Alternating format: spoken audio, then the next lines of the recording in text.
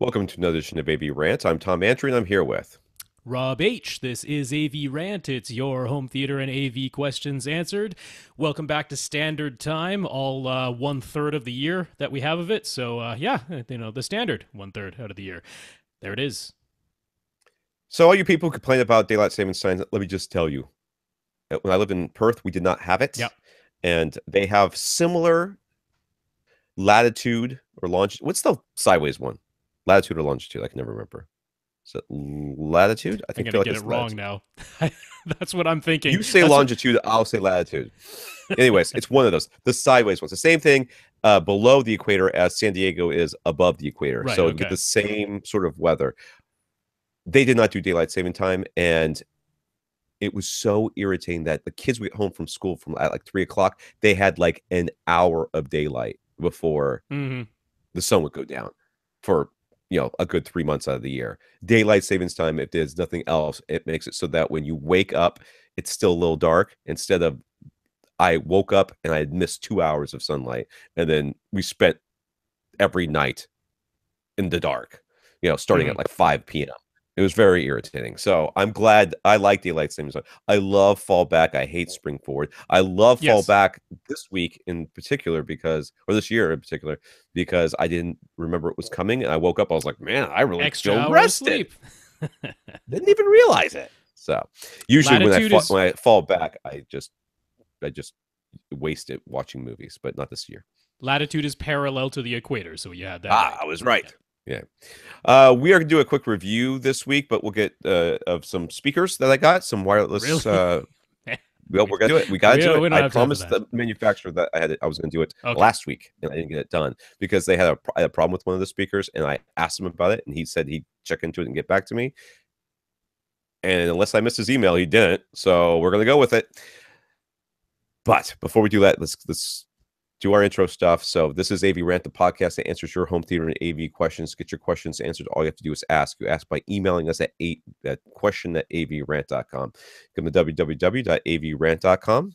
Click, leave us a comment there. Facebook.com/AVRant podcast. Boy, I have messed up every single one so far. Let's keep it going.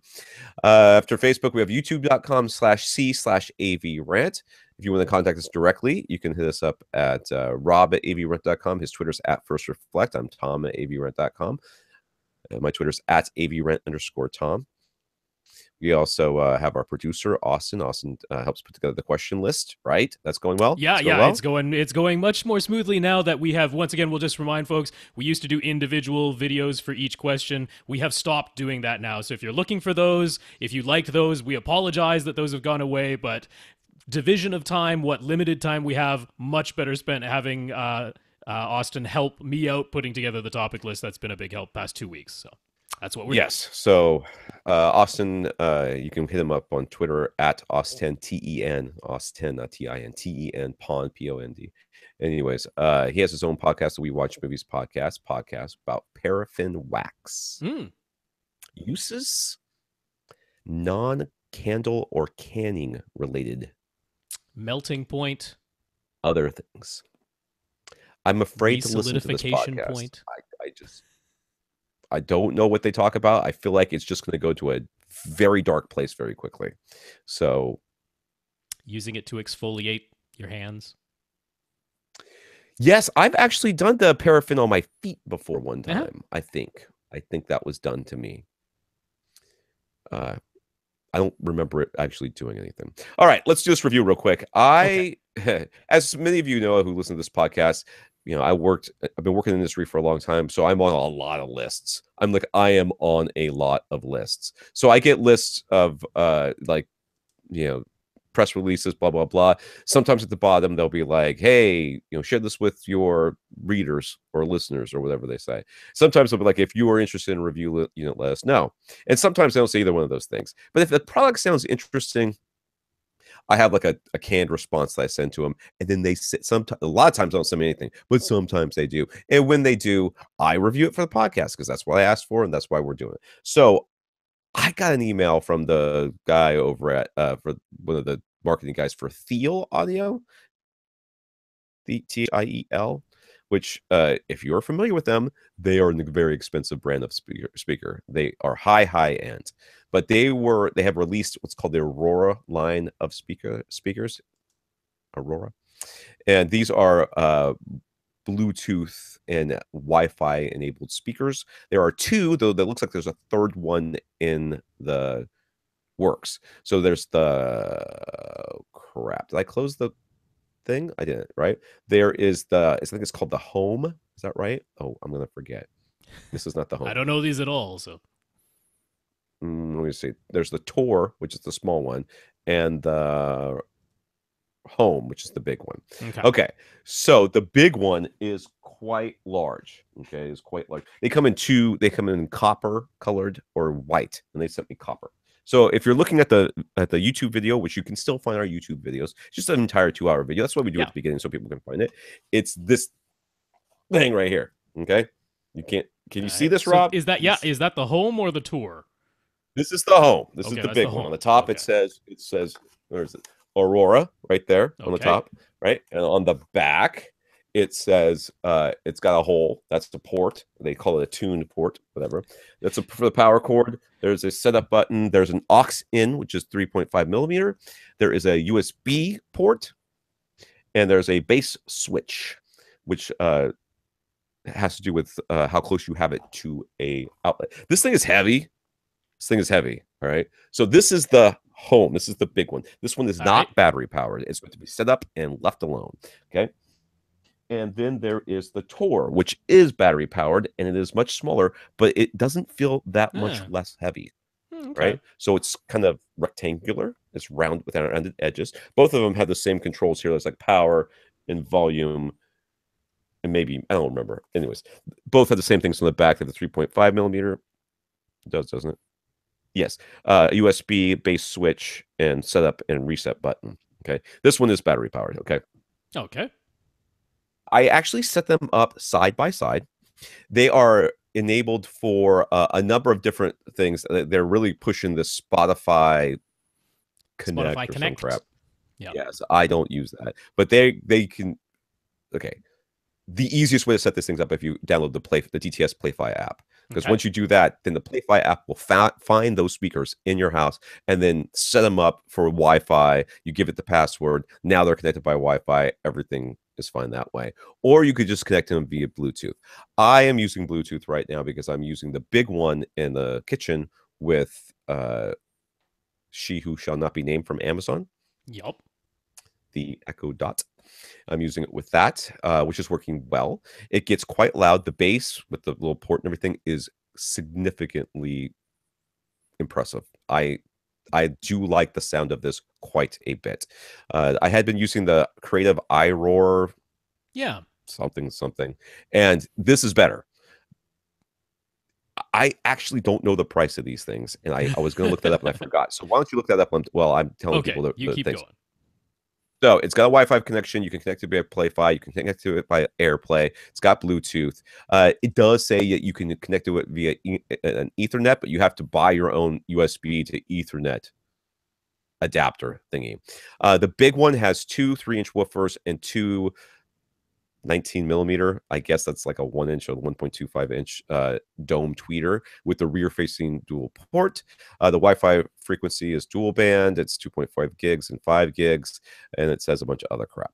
The smaller one is has all the same stuff, except it's got two 3-inch full range drivers and a front-firing 3.5 by 2.5 inch passive radiator. Okay. The little one, both of them play very loud, which you would expect from products this large. The little one the sound quality is just nowhere near the big one. It's nowhere near it. It's quite inferior on just about every possible level. Having two full range drivers and 3-inch, no less, full range drivers means it doesn't have a lot of highs. The mid range is fine. My son's been using it. He loves it. He thinks it's great. He wants it to have more bass. I'm like, it's never going to have more bass. I don't know. He goes, what about the switch in the back? I'm like, you put that switch in the position you want. It's never having more bass. So he doesn't think it has enough bass. but the big one is just fine. The big one's very, very well put together.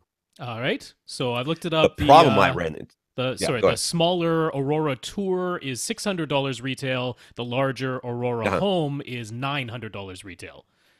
That's what I would expect from Theo Audio. Okay. Yeah. These are well built, very big, very Good. bulky speakers. They're very heavy, and the big one has really great sound output. The little one, though, as long as you connect to it by Bluetooth, it's fine. But when you connect to this is my question to the guy. When I connected via Wi-Fi, it gave me like almost a feedback. It was this high-pitched whine that would not go away.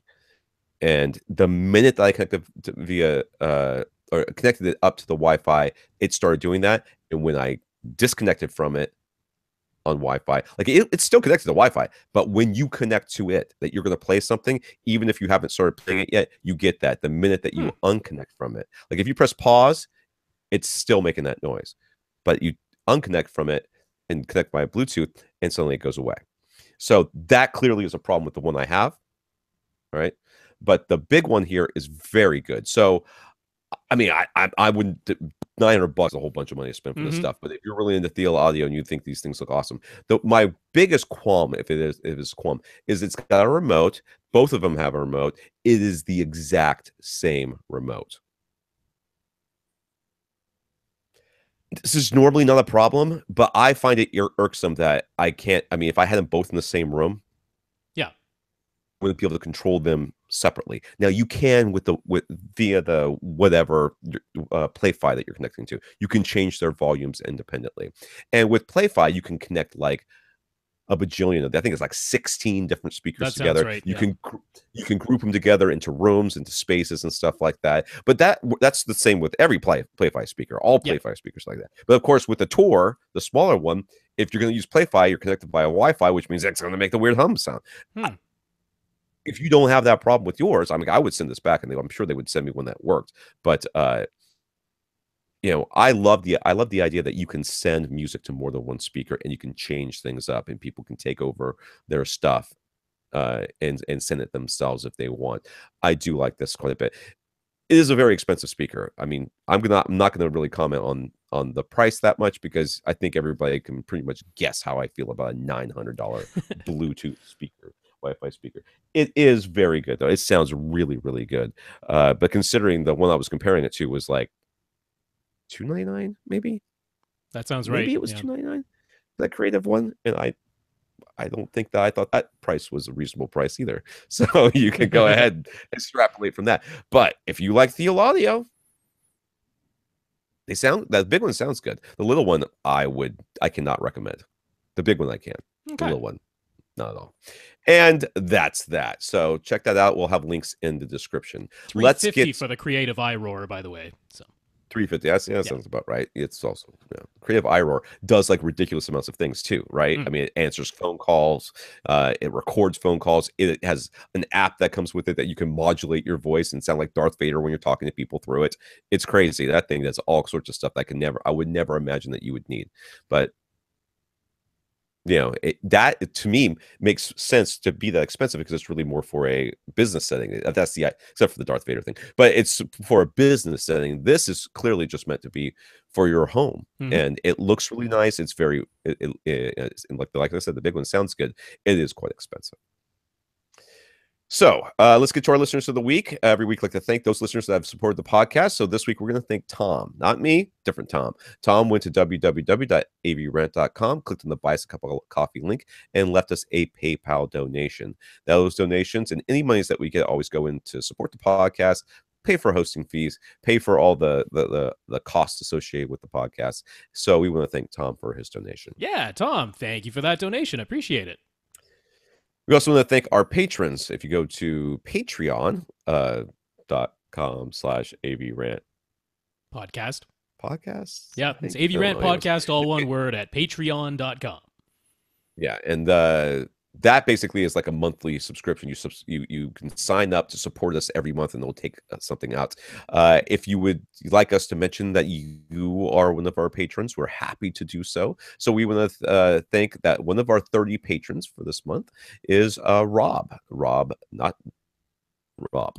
So thank you, Rob, for being a patron, and thank you to all the other 29 patrons that are supporting this podcast. Yeah, Rob, thanks for being a patron, and thanks to the 29 other patrons as well. We really appreciate it. So yeah, there you go. Our donors this week are Tom and Rob. That's weird, but that's how it goes sometimes.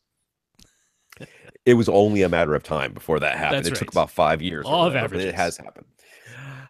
If you can't support the podcast financially, we always appreciate it if you find some other way to do it. And when you do, we're happy to let people know about it. Tate bought a Denon AVR X4300H from Accessories for Less, and he let Mark know that we were the reason he shopped there instead of someplace else.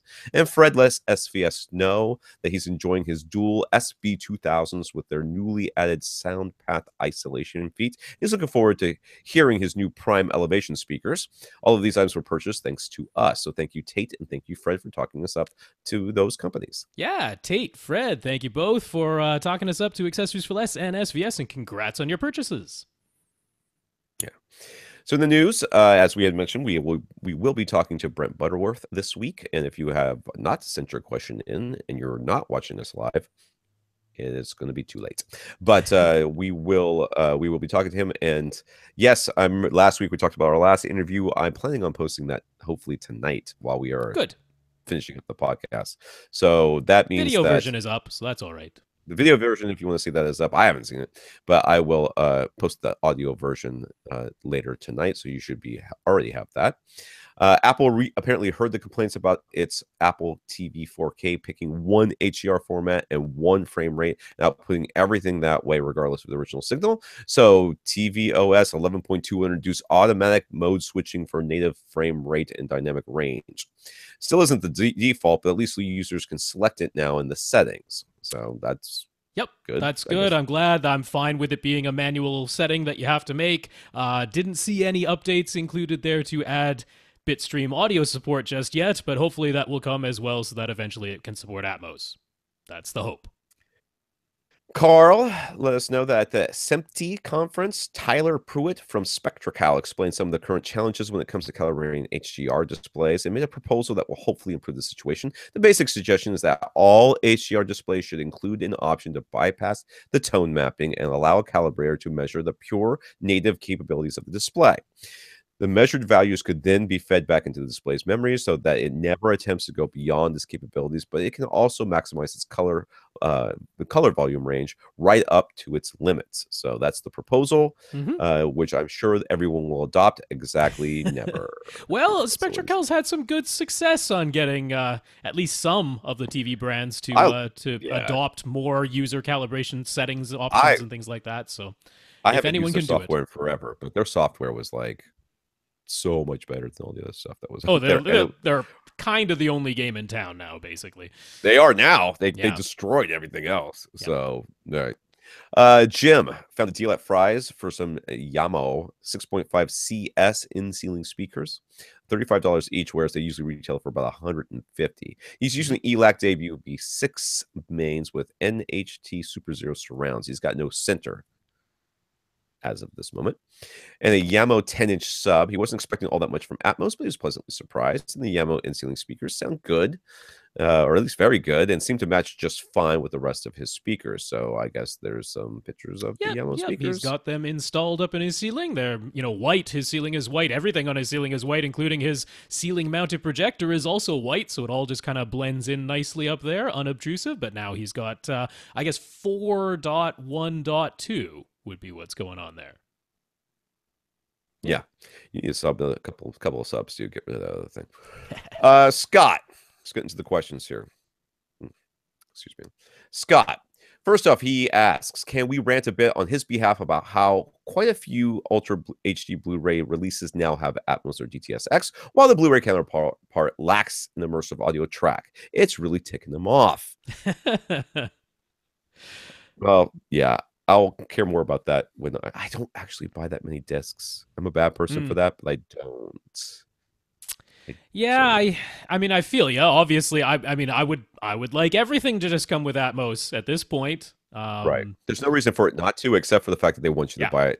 They want you to use the Ultra HD version. I mean, it is a little weird when the Ultra HD version. So whenever you buy an Ultra HD Blu-ray physical disc, the Blu-ray is there in the package. They haven't released one yet that didn't also include the Blu-ray. So it is weird that obviously they made the Atmos soundtrack because there it is on the 4K Blu-ray, and then you have the regular Blu-ray, Right. which for some reason, in many cases, doesn't have the same Atmos soundtrack. That is odd. I don't know if there's extra licensing they have to pay or what all, but clearly they already made the soundtrack once.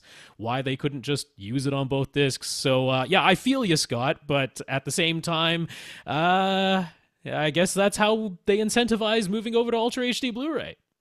Yeah. Same So he reason says why he'll you would probably choose the discs over, say, iTunes, which doesn't have any Atmos yet. yeah. So he'll probably get a 4K projector one day, he says, but not right now. But he put a lot of money and effort into his Atmos setup. And so he's thinking he'll have to get an Ultra HD Blu-ray player just so he can get the audio that he wants. So he knows the Oppo UDP-203 would be a good choice, but is there a less expensive option that we would recommend? So he does that. It's a projector that he's got. So there are no Right. projectors that support Dolby Vision anyway. Right. But I do have to mention that, okay, so let's say you get an Ultra HD Blu-ray disc that has Dolby Vision on it. That's still not that many, but let's just say that's the case. Then you put it into an Ultra HD Blu-ray player like the Oppo or the LG that does recognize Dolby Vision, because those are the only two choices right now. When that happens, because it recognizes the Dolby Vision signal on the disc, it automatically scales that down to standard dynamic range using Dolby's method of doing it, which in my experience so far has been very, very good. Whereas if you take a Dolby Vision disc and put it into an HDR10 only Ultra HD Blu-ray player, which is all the players other than Oppos and LGs, and I guess technically Philips's, when you do that, then it only reads the HDR10 layer and does the same HDR10 to SDR conversion, which most of the time comes out looking too dark. So the answer here is, one, I can make an argument in your case, Scott, for getting the UDP-203, because if it's a Dolby Vision disc, it's going to do that spectacularly well. And if it's an HDR10 disc, as most Ultra HD Blu-rays are, then the UDP-203 gives you the ability to manually adjust the HDR10 to SDR conversion so that it doesn't look too dark. Now, there's another player that does that quite well, the HDR10 to SDR conversion, and that's Sony's. That's their 800 series player. So the Sony would be the other choice that's less expensive than the Oppo, that gives you the ability to manually change the HDR10 to SDR. Bucks, right? Is that right? Oh yeah. It's under $300. Yeah, under $300 for Sony. I might be wrong. Yeah, it probably got down to there. Certainly on sale, it'll get down to that.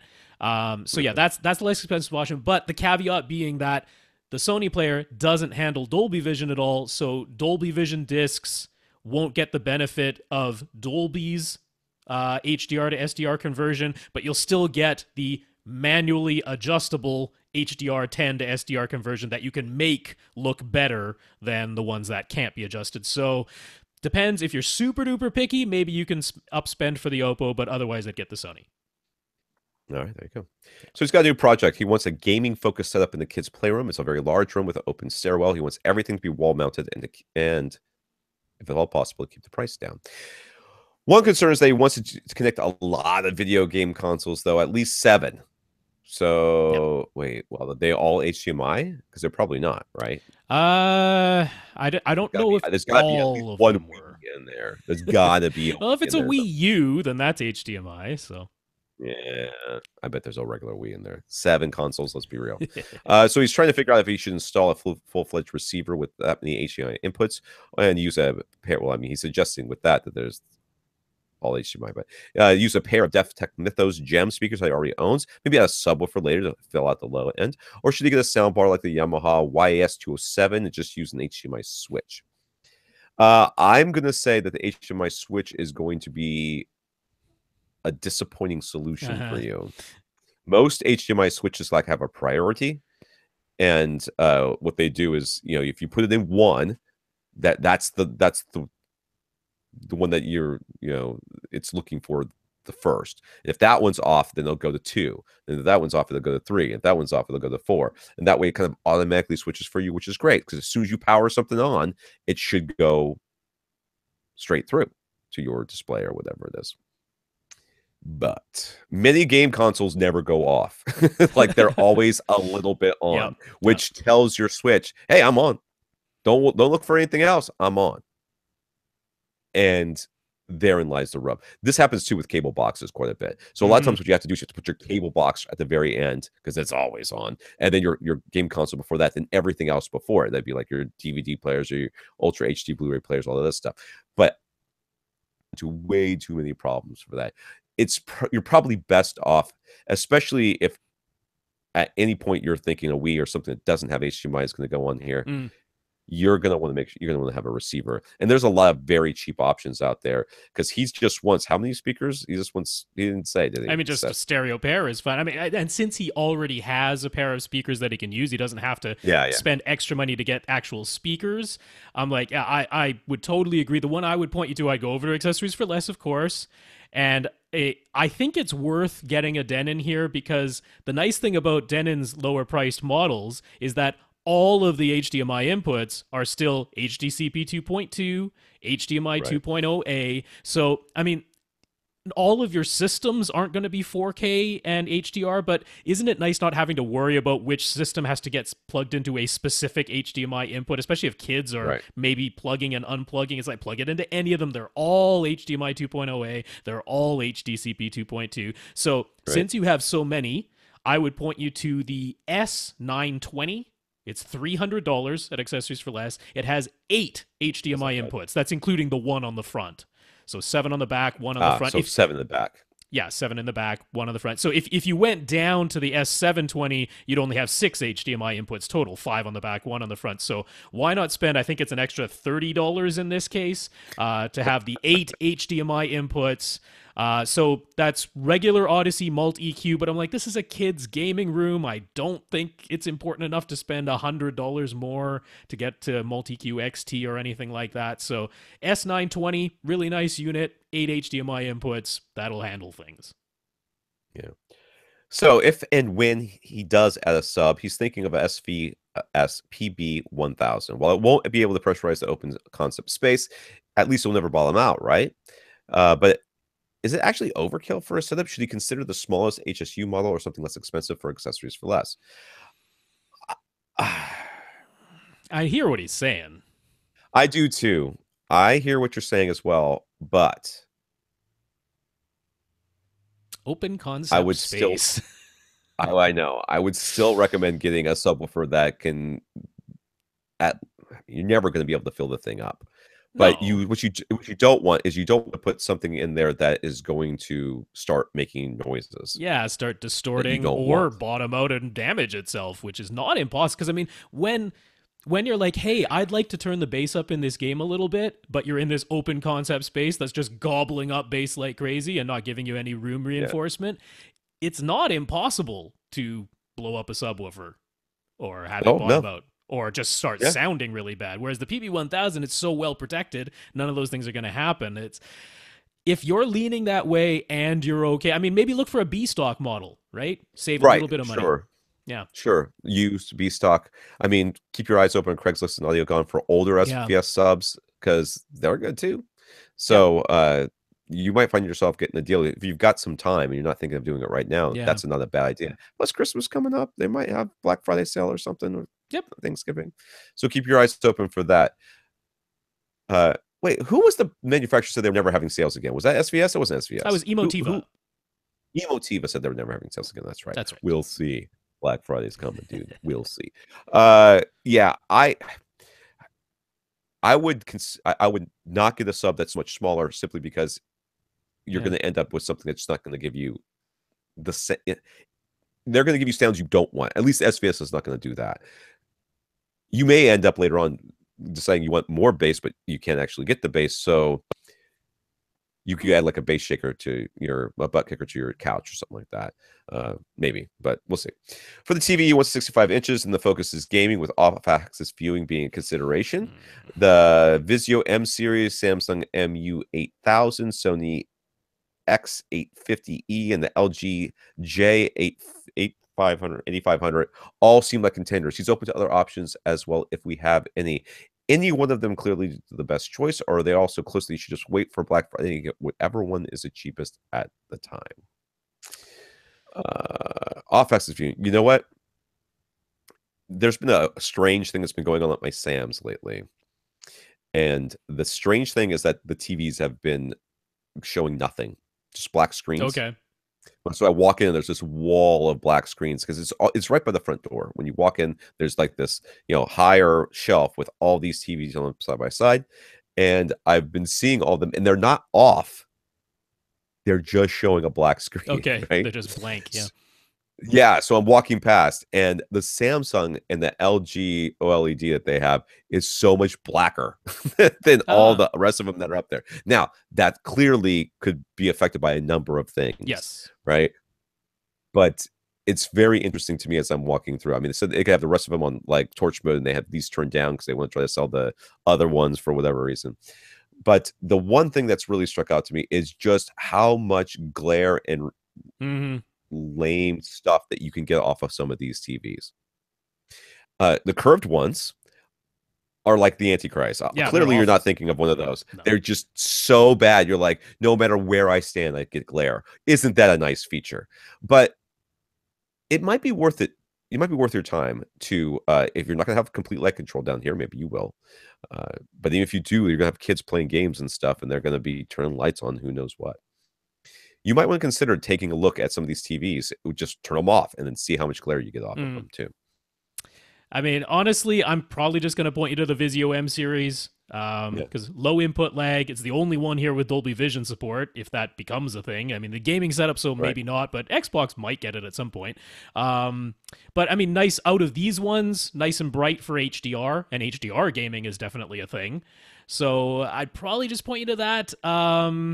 The MU8000, like you were saying, nice black levels when it's completely off, but really narrow viewing angles. Like, that's one of the ways they got the contrast looking better is by you move like 3 inches off center and it completely changes. So you want a wide angle. LG is the best that way in their LCDs because they use IPS panels. But how gray do you want your blacks to be? Because, man, are they some gray blacks on those things. And they have the worst cloudiness backlights. Like, I can't stand looking at them. I love LG's OLEDs. I can't stand any of their LCDs because when the image goes dark, not black, but just dark, it's like, wow, is that an uneven backlight?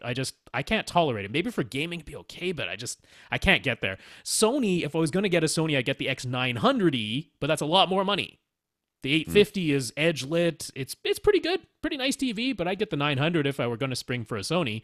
So that brings me back to the Vizio. I'm like, it's affordable, it's nice and bright, HDR, Dolby Vision, low input lag. The one caveat is that the Vizio M series, only one of its HDMI inputs is the full 18 gigabits. Only one out of the 4, but you're going to have this Denon that's got 8 HDMI that you can switch between, so should still be okay. That's my thought. Yeah. Jim's audio system is a state of flux, and his subwoofer is not connected, so he's using his ELAC B6 mains set to full range and a pair of NHT Super Zeros that are set to small as surrounds. He ran Odyssey with this 4.0 setup, and things were fine. Later, he read some articles about people trying Odyssey's left-right bypass option. He tried it out, figuring it would put the mains back to the pre-Odyssey non-equalized condition while preserving the Odyssey EQ in the surround speakers. But what happened was very strange. As he cycled through the Odyssey options, off, reference, flat, L, left-right bypass. In left-right bypass, the main suddenly had a very raised low end. It's not just lack of EQ, as they didn't have the sound when the Odyssey offsetting. So in the idea, what's happening? I should have looked this up, but I didn't. So, well, as it turns out, Jim actually emailed us very shortly before the podcast, and he figured it out for himself. So first of all, he sent in a graph, and we're seeing, so in this graph, if you're looking at it on YouTube, the blue trace is, this is measuring it in Room EQ Wizard, so separate from Odyssey's measurements. He's independently verifying. So the blue trace was just Odyssey completely turned off, and it's a pretty squiggly line going on with some raised up bass a bit. That's due to room gain. line. Now, if he went to the Odyssey reference target, which is what Odyssey would normally target things to, it's the red trace where the bass appears to be nicely evened out. It's really quite flat down there in the bass instead of jagged looking, and it's also boosted some other frequencies higher up to sort of even out the overall level. There used to be much more of a high frequency roll off. So overall, it's a flatter line with Odyssey reference. Now, the green trace shows Odyssey's left-right bypass setting. Now, to be clear here, what it's doing is it's measuring the front left-right speakers and then using whatever response it gets back as its new target, and attempts to make all the other speakers in your system, in this case your surrounds, have a response that looks like the front left-right speakers when the front left-right speakers aren't being EQ'd at all. So he's got this confusing rise in the bass of this when he's using the front left right bypass. He's like, if it's just supposed to measure what the front left right do and then try to make all my other speakers sound like them, why is it boosting the bass? Well, he actually discovered he had Odyssey Dynamic EQ turned on.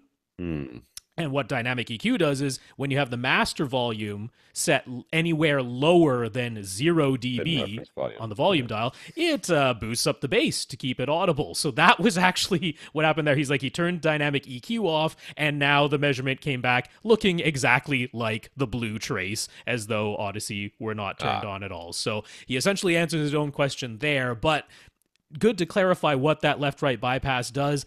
I don't know why you'd want to use it. Look at that Odyssey reference target. It's much flatter. That's the one you want. So much better. And actually, what we didn't see here was, what does the Odyssey flat setting look like? That's the one I tend to use, but I'm in a very small and well-damped room, which is exactly the situation when Odyssey flat makes the most sense. If you're in a larger, more reverberant space, the Odyssey reference target makes more sense. But that would be one other to try. But don't use the left-right bypass. That's a silly thing.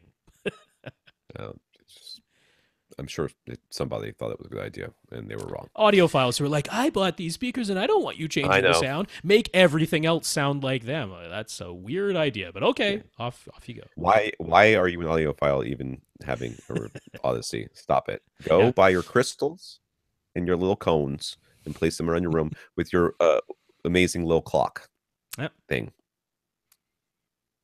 If you don't know if every word that just came out of my mouth sounded like gibberish to you, you are a lucky person who listened to that, because you have not had to read through the absolute garbage that some of these websites sell as audio tuning devices. David's making progress on his 12 by 9 by 7 foot theater. He's been holding off on buying and installing his in-ceiling Atmos speakers, though, because he hasn't decided what the rest of his speakers will be, and he was thinking he'd like in-ceilings to match. After hearing a discussion about Atmos setups, though, he's wondering, should he just buy some RBH in-ceiling speakers and not worry about it? If so, which RBH in-ceiling model should he buy? The answer is yes, you should definitely do that. I would trust RBH to match nearly anything in most situations, but Atmos in particular, surround back speakers, you're not even facing these things, dude. You know what I mean? Your ears aren't even in the direction. They do not have to match that closely, but RBH has a very neutral sound. It is very good speaker. Now, the caveat would be, I'm thinking about getting golden ear Tritons, or I'm thinking of getting Martin Logans, or I'm thinking of getting B&Ws. I'm like, okay, well, wait, hold on there. Hold on there. B&Ws I'm still okay with. But the rest of them, the other ones, I would be like, okay, let's discuss this. But if you're thinking of getting regular old speakers, meaning most of them that are out there that are trying to have a frequency of the response that makes sense and isn't some sort of weird target curve they came up with that they think sounds the best, then I would absolutely 100% get behind this plan. Yeah, we can go back to Jim's comment from earlier, ELAC front speakers that he has, NHT Super Zero surrounds that he has, both of which are aiming for pretty neutral. He picked up some Yamo speakers, sight unheard, and works fine for Atmos. He's actually more impressed than he expected to be. The same would be true of RBH in ceilings, because they're just not going to steer you wrong as long as the rest of your speakers are anything resembling neutral. Very safe bet. I would point you in particular to their A600, which is their most basic 6.5-inch model that they sell. You don't need anything fancier than that. That's one of their least expensive in their architectural series, A600. If for some reason your dealer doesn't have those in stock and they only carry the Visage series, which is kind of common, a lot of places only carry that series, then it would be the VA607, which is essentially the equivalent of the A600, except with the Visage series, smaller trim. It has less of a frame, less of a bezel. But either of those will do you just fine for just about any setup. So for the rest of his speakers, he has a lot of contenders, but he's not sure how to audition them all. He found 3 local dealers that can get RBH speakers for him, but none of them had any in stock for him to audition. Sorry, not auction. That's not uncommon, unfortunately. Yeah. RBH dealers. There's a lot of RBH dealers that are RBH dealers because they wanted to buy RBH speakers and they didn't have a dealer. So they're like, I'll be a dealer. Yeah. Can I buy some speakers now, please? Thank you. I found that was the case with ATI amps, too. Tons of places sell ATI amps. None of them have them in stock. They order them. Yeah. So he found a website called newaudiovideo.com that seems to carry just about every brand we talk about. Should he use them to buy various pairs of speakers, audition them, and return them? They say they give full credit on returns if you use that credit for a different purchase. I am very wary of what I just read out loud. RBH is dealer only. Usually, especially with their RBH and signature lines, they aren't going to be okay with anything like this going on. Meaning that if this is not an authorized reseller of these products, I wouldn't trust a word they say. And this website may be. I mean, you'll have to do the research to know for sure. Maybe Rob's already done it. I haven't. But I read that. I was like, ooh, because if they're not an authorized dealer and you have a problem, RBH is going to be like, I am sorry. If we cannot, we will honor, and we've seen them do this on this podcast. Somebody has a problem with the tweeter, they replace the whole speaker. They replace both tweeters or all the tweeters in their system so all of them match again. They will do stuff like that if you bought them in the correct way. Yeah. And it's not that hard. So I would, and plus full credit on returns if you use that credit for a different purchase. That's not good. What if you decide that you don't want any of those speakers there? Or what if you decide that you want a cheaper speaker? What, you got credit you're never going to use? Nah, man, that's shady. New Audio Video is one of the many names under which Audiophile Liquidator operates. And Audiophile Liquidator is probably the largest gray market seller. So everything looks like it's coming at a great discount. When you get stuff, a lot of times the serial number scratched off. A lot of times the box has been opened before. They're shady. People have had good dealings with them on occasion because, they got one of the good trucks that got stuff ripped off of it. That's not a place I would be investing in. I know it looks attractive, but there's sometimes it's one of those too good to be true things. I cannot, in good faith, recommend that you shop there. That's not the way to do things. I'm sorry, because otherwise one thing you can do though is you can contact RBH and find out if there are 8 people in the that they know of that have bought their speakers, or even the dealer should be able to tell you that and say, listen, I want to audition some of these speakers, but I want to hear them. Now, I'm very comfortable saying that if you buy RBH speakers, literally you will be happy. I mean, you will not go, oh, that Tom guy, he's a jerk. He led me down the primrose path, and now I've got these lemons. That is not going to happen. But I don't blame you for wanting to hear them first. So talk to your dealer, talk to RBH, see if you can figure something out, because they have. This is not. It's not like you invented this problem. They're going to have some solutions for you. So he says Dolby Atmos's setup guides say to put the top rear speakers at about 45 to 55 degree elevation. He used a laser level and came out with a range of about 4.5 to 6 feet in front or behind his speakers. Does that sound correct? Behind his seat, in front of or behind his seat? Behind his seat. What I say? Speakers. Speakers, whatever. Oh man, different frame of reference. Yes.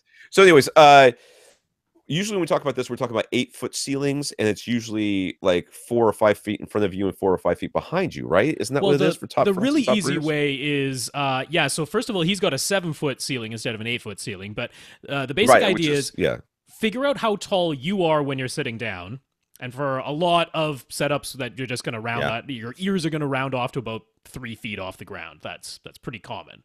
So for a normal 8 foot ceiling, your essentially your ears are about 5 feet below the ceiling. Now, a Right. 45-degree elevation angle is going to be 5 feet in front of you or 5 feet behind you, because when you work out a 45-degree angle, you're just dividing by one. That's Yeah. so if it's 5 feet from your ears to the ceiling, then 45 degrees elevation in front of you is going to be 5 feet in front of you. 45 degrees elevation behind you is going to be 5 feet behind you. Now, in your case, with a So 7 he's foot going to ceiling, be 4 feet. probably Yeah. going to be 4 feet. Yeah. So the 4 feet totally makes sense. That completely makes sense. Now, the other side of it, though, is saying that it's going to be, he figured out between 4 to 6 feet in front of him. It's actually the other way, because what you do is you look straight ahead of you, and that is 0 degrees. Right. And then you start going up, up, up, up, up from there. So 45 degrees is going to be, in your case, probably 4 feet in front of you. Then 55 degrees is going to be closer to you than that, not farther away. So Right. it works out to actually being 2.8 to 4 feet in front of you, assuming that your ears are about 3 feet off the ground and your ceiling, in this case, is 7 feet high. So yeah, just keep in mind that the angle goes up from 0 degrees straight ahead of you being the reference point. So 55 degrees is actually closer to you than the 45-degree mark. So he says he'll be sitting about 11 feet from his front speakers, about 13 feet from his screen. Will bookshelf front speakers be able to play loud enough for him? Well, it really kind of depends on which ones you buy. Some of them will, But and some of most them. likely, yes. Because, I mean, Well, 12 the feet is about, anything under 12 feet yeah. is like the rule of thumb. Yeah. If you're around 12 feet or less, most speakers should be fine. There is the possibility that you're going to have a weak amplifier with a power hungry speaker, and then yes, Right. but that's Yeah, unlikely in your case. like this isn't a case where I would say, oh, you clearly don't want to consider bookshelf speakers for this. It's like, no, you can definitely consider the vast majority of bookshelf speakers for this seating distance. Now, we skipped over one there, which is the Did I? spread between his front, left, right speakers and comparing that to Atmos. D. Where is that? I already said that one. No, Oh, we didn't maybe do I that didn't. one. Anyways, his front, left, right speakers are going to end up very close to his sidewalls because of his screen size. So should he still keep the overhead speakers in line with them, or would it be better to have them have the overhead speakers closer together? If so, how much? Yeah, you don't want to, like we've discussed this before. It's okay to cheat them in. Yes. It's okay to cheat them in. So you want them about I would say about, I mean, if they're gonna be 4 feet in front of you, they could be 2 or 3, no, 4 feet to your sides, right? So About 8 like feet that. apart total.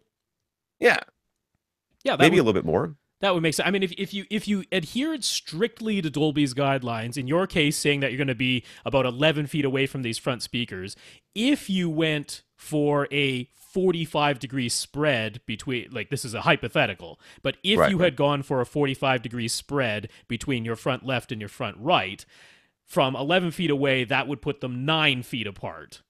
So 9 feet Okay. apart in this instance is sort of where Dolby would have you place them. But yeah, I mean, we like we've been talking about. Sorry, I'm forgetting that fellow's name who went to the hassle of actually moving his overhead speakers because they weren't Right. sounding overhead enough, and he actually got them like about 6 feet apart, which is narrower than usual. But that was the effect he wanted. Now it really sounds like they're overhead. I'm totally fine with definitely like.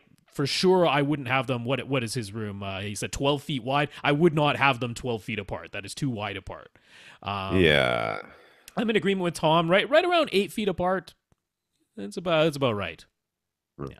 So he's considering Focal, CAF, Martin Logan, Motion, Monitor Audio, Paradigm, RBH, and Ascend Acoustics. So is there any other speakers that he should have on his list? I think so.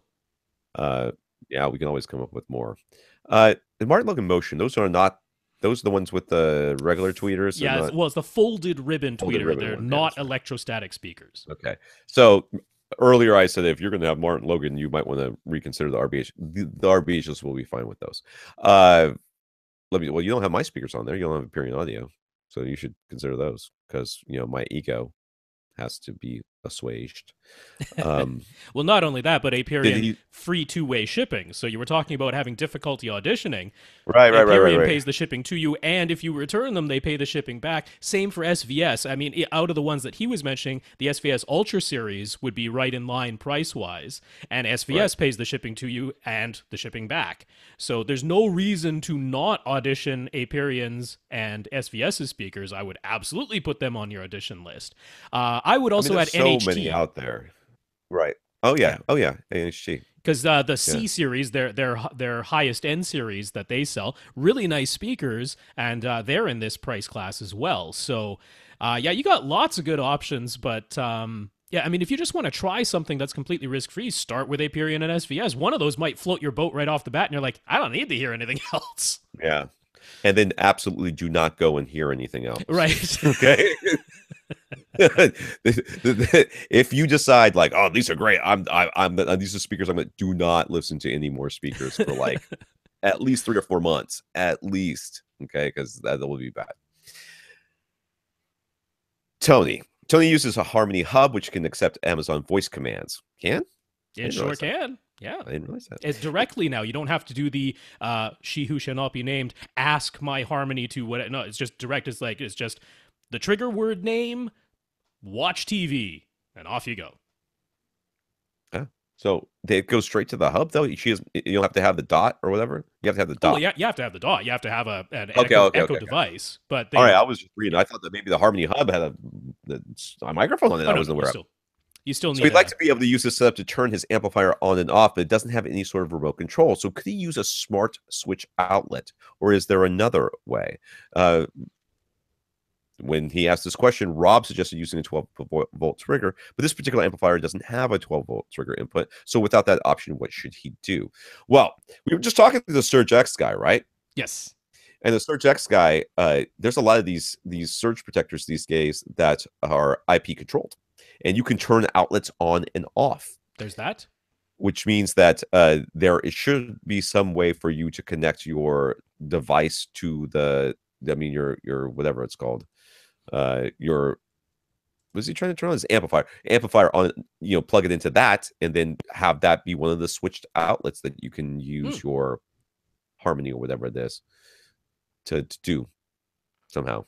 Yeah, if you got the IP control ones, it starts getting a little bit spendy. So, I mean, but that's not the only one. I was just saying we talked to him about this. Right, I mean, there's many different manufacturers out there that make these things that have switched outlets that are controllable via with the remote, like an IR remote. So there's no reason why it shouldn't work. So we should directly address the like, let's say you get a Z-Wave outlet, right? It's one of the ones you replace the outlet in your wall, or you plug into on top of the existing outlet, and that connects to your Wi-Fi network, and that gives you an outlet that you can turn on and off with Wi-Fi control. Would we plug a high-powered amplifier into one of those? And it's a little bit iffy to me. I would say no. I'm not super comfortable doing that with those, because those were kind of meant for like lamps. I'm a little bit iffy on connecting a really high-powered amp to that. Yeah, I agree with that. The solution that I'm familiar with that I know that works is if you get a power conditioner or surge protector that has master and slave outlets. Sure. Because then... So what you would do in that case is, let's say, I mean, I doubt you're ever going to turn on your audio amplifier without turning on your AV receiver or pre-pro, whatever it is you're using to actually control and send the signal to your amplifier. So what you would do is you plug your AV receiver into the master outlet, and then you plug your amplifier into the slave outlet.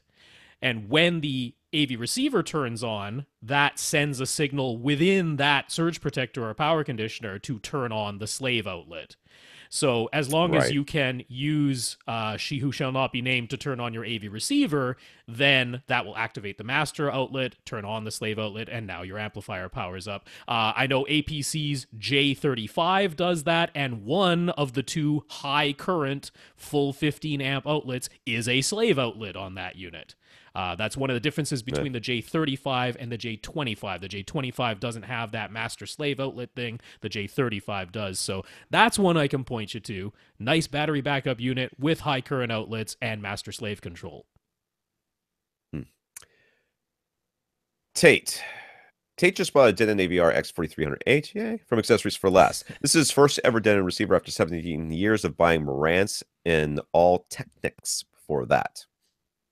He likes it so far, but has a few questions. Now, if this means the last Marantz he bought was 17 years ago, because Marantz and Denon should feel awfully similar these days, since they are exactly the same thing. Yeah, Anyways, sister companies. He has a 5.2.2 system with up-firing Atmos modules. What settings should you use for assigning the Atmos speakers? Yeah, this is not intuitive, so I don't blame you for asking a little bit. Because if you're anything like me, you are going to press the. My wife gets so mad at me. I press the buttons. I press the buttons on all the things. I press the buttons. So when you go to setup, it's going to ask you to. If I'm trying to do this from memory, it's going to ask you to your speaker configuration, how many you have or whatever it is, and then all of that, and then you can actually choose your Atmos speakers. You choose if they're up firing, or they call them Atmos enabled speakers, or ceiling speakers, or whatever they are, or just regular speakers. So it gives you the option there. So you have to tell it you have 9 speakers, and then then they'll ask you what all you can then tell it what those speakers are, and you have to tell them it's Atmos enabled. Am I right? I feel like I'm right. Yeah, pretty much. If you're doing those setup wizard, which is not a bad way to do this, you actually want the amplifier assign in this case to be 9.1, which in the case of the X4300H is the default. So if you have to, you can just do a full factory reset, start from scratch, and know that 9.1 is the default anyway for the amplifier sign. There is 9 amps built in. This is saying, I'm going to use all 9 amps in my main theater, even though you're doing 5.2.2 and not 5.2.4 or 7.2.2, you still say, I got a 9.1 setup. Then it's going to say, how many floor level speakers do you have? And in your case, you have 5, right? You can also do 5 plus surround backs, which would be your traditional 7, but you don't have surround backs, so you got 5. Then it's going to ask you how many height speakers you have, and this is where it's super confusing because you have to answer, I don't have any. Even though you are setting up a 5.2.2 system, you have to tell it you don't have any height speakers, because then it will ask you, oh, you don't have any height speakers? How many Dolby-enabled speakers do you have? And that's where you get to say, I have 2 of those. I have the up-firing modules. So that's the trick, is telling it that you have no height speakers. Then it asks you how many Dolby speakers you have. So not intuitive, if you but need that's to how know you do it. nothing else about me and why my wife gets so aggravated with me, I stumbled across that as I was setting up my receiver, okay? I stumbled across a thing that required me to tell it that I had no height speakers. Yep. When I clearly have height speakers. That's right, yes. Yeah, that's not a fantastic user interface, but that's the answer to your question. Yeah. So his old Marantz had dedicated buttons on the remote to toggle things like Odyssey Dynamic EQ and Odyssey Volume, which was very helpful as he's visually impaired. The Denon remote doesn't have these buttons, and accessing those options via the menus is cumbersome. Is there a way to reassign buttons on the remote, such as the 4 quick select buttons, to control these functions? I do not know, because I use a Harmony remote, and guess what, dude? On the Harmony remote, there is a button for this. You can assign it. You can assign that function, the unused buttons, when you are doing whatever the thing is that you're doing. So when you scroll through the menu on the Harmony remote, you'll see that there is a dynamic EQ, and I don't remember seeing the volume one, but it's probably there. It's probably I don't remember seeing it. That's what I'm saying. I'm sure it's there, but I don't remember seeing it. Yeah, but I did see the dynamic EQ one. Yeah, a Harmony remote was going to be my suggestion too, for that same reason. The 4 quick select buttons that are there, the answer is you could kind of make it do this, but basically only for one input. And he was saying he doesn't really want to use the quick select buttons to change inputs. He just wants it to be like, quick select 1 means dynamic EQ and dynamic volume are both on. Quick select 2 means they're both off. Quick select 3 means dynamic EQ is on, but dynamic volume is off, or some such like that. But he wanted that to apply across any input. Unfortunately, the quick select buttons on the Denon remote, you can almost think of them as like So you set everything the way you want it. You've got the input that you want, you've got all your channel levels set where you want them to be, and you've got all of your Odyssey settings, all of the various things that Odyssey can do, set the way you want it. You press and hold quick select 1, and it memorizes all of that, including the input that you're on. Then you change it to whatever you want setting 2 to be, whether that's the same input with different Odyssey settings or a different input with different whatever it is. Right. Press and hold quick select 2, and now it saves all of that, but including the input that you're on. And there's no way to. So you could one input that you really cared about. Right. you could set the first one to be dynamic, everything the same except for dynamic QQ on, everything the same except dynamic QQ off, everything the same except dynamic, whatever the volume was called. Yeah, dynamic on volume. and then off again. But so I'm you have pretty sure buttons, he wants to be able to easily turn on and off the various Odyssey things on any input that he's using. I'm pretty sure that's what he wants to do. Right. Can't really do it with the included remote. Can do it with a Harmony remote. So that's going to be our suggestion there. Yeah. So about the sound quality, the Denon sounds clear with good stereo separation, and after running Odyssey, the bass seems tighter and less boomy. However, the overall sound feels a little sterile, he says. That's in quotes. Although he could just be imagining it. He remembers that Rob switched from a Denon to a Marantz a while back. Why did Rob opt to switch brands? And could Rob hear an overall difference in sound quality? I am going to tell you that, especially if he's been using dynamic EQ and all this stuff. Yeah. These have been basically their sister companies, and they're sharing a lot of the same technology and or components. So I would be very surprised if there was a quantifiable sound difference between a Denon and a Marantz of similar power output. Plus, there's a lot of variables here. Yeah. Why did I go from a Denon to Marantz? Well, I had an X5200, but I wanted to have DTS-X, and the X5200 wasn't going to get a DTS-X update. So I was actually intending to get a Denon X7200W and then do the upgrade to make it a WA, because the W doesn't have HDCP 2.2, but the WA does. That was initially my plan. I was in process of doing that, but Gibbies, who I was buying it through in Canada, they couldn't get any of the B stock of the X7200Ws, so I said, what kind of deal can you make me on a Marantz SR7010, since the features are virtually identical? And they gave me a good deal on it, so that's why I got that. So it had nothing to do with sound quality or brand loyalty or anything like that. I had a set of features I wanted at a price. Have you heard a difference? That's absolutely the real question. not. Have you heard a difference? Yeah, I didn't think no. so. All right. Like I said, going all the way back to my original Kenwood receiver and going to a Yamaha, and from a Yamaha to a Denon and a Denon to a Marantz and all that, I've never heard a difference that I can attribute to being part of the brand or anything like that. There's far too many other variables going on with all the tuning that you can do. So my answer is no. Sorry, didn't hear any kind of difference like that. Yeah. Rob. This is Rob W. First up, is this the same Rob that did the sound? I am panels? not 100% sure. I don't know. Okay. For sure. If it is, I just referenced that in my own. So yes. Thank you. Rob says, if Dolby really wanted Dolby Vision to be ubiquitous, I knew I was going to stumble over this word. Ubiquitous. I know how to say it. Do you now?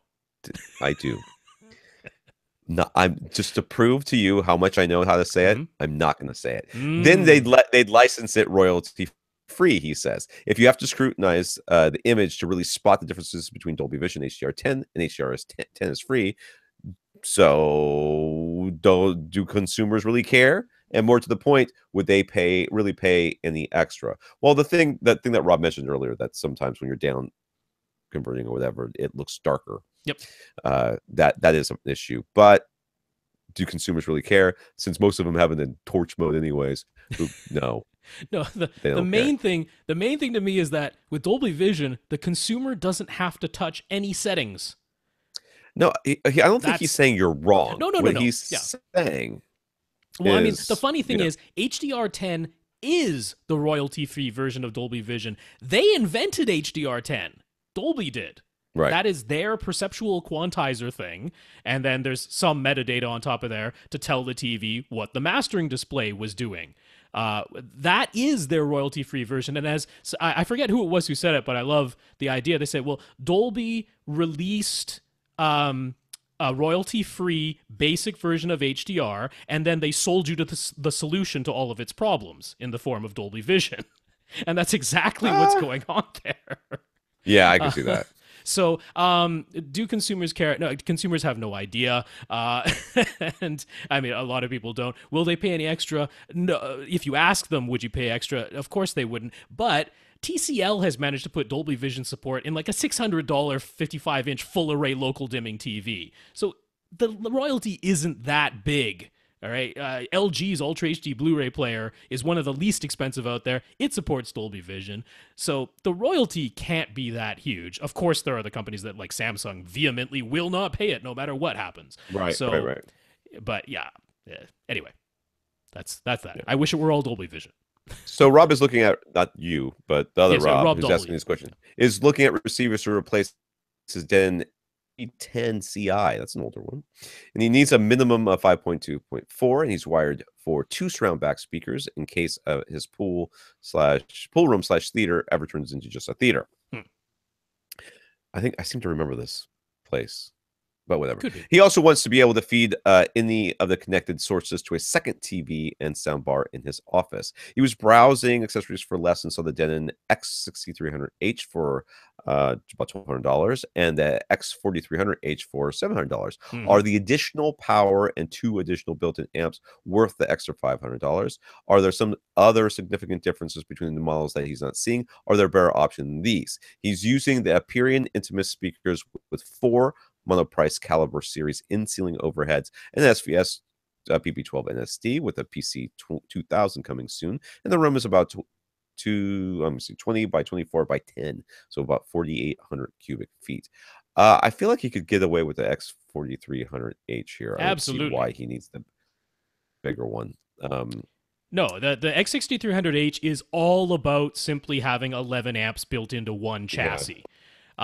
With the $500 difference in price, you can sure as heck get a 2-channel amp for like $100 if you like pretty easily, brand new, $120. You have a 2-channel amplifier that would be just fine. So for Dolby overheads or surround back. There is one other feature difference, which is if you're the person, the one person in this world who wants to do Oro 3D.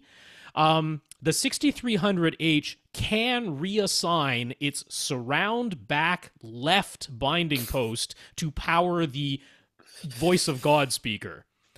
You can't do that with the X4300H. If you want a Voice of God speaker, you must send it via the Subwoofer 2 pre-out. There is no way to power the Voice of God speaker internally with the X4300H. You're not doing any of that. Don't do the Oro 3D, but that's the one feature difference other than the 11 amps built in. Yeah, 4300H will be just fine for you. Absolutely, we just saved you 5. Yeah. Got 4 zones, each with 2 6-inch monoprice caliber in-ceiling speakers. I guess he's going to take our advice, and he's going to get the Dayton Audio multi-zone amp. Parts Express has a refurb MA1240A for $275, which is down from $500. Will this be sufficient, or does he need the MA1260? So the 1240 is going to be 12 channels, 40 watts each. That's correct. Yep, that's what it is. The other one would be 12 channels, 60 watts each. Is there any other difference between the two other than those two things? Nope. Just wattage per channel. I would go with the 1240A, unless there's... Should be fine. The monoprice 6.5-inch caliber in-ceiling speakers are 89 dB efficient. So this is not like rave. He's not throwing raves in this house, right? He just wants background music every once in a while, or maybe to talk to she who shall not be named and hear her say things back to him. Yeah, I mean, what we're talking about is a 1.5 decibel difference between the 40 watt and the 60 watt. Yeah. I don't see that being critical enough. I can't fathom that being critical enough to justify spending over twice as much in this case. 40 watts per channel should be fine. 40 watts per channel with these monoprice in-ceiling caliber speakers. If you were 1 meter away from them, that'd be 105 decibels at 40 watts. Of course, you are farther away than 1 meter, but do you really need to hit more than 100 decibels in these other zones for background music? You should be fine with the 40 watts per channel. Lastly, asks, are there any dongles available to turn regular speakers into Hios-enabled speakers? There's got to be some sort of amp, right?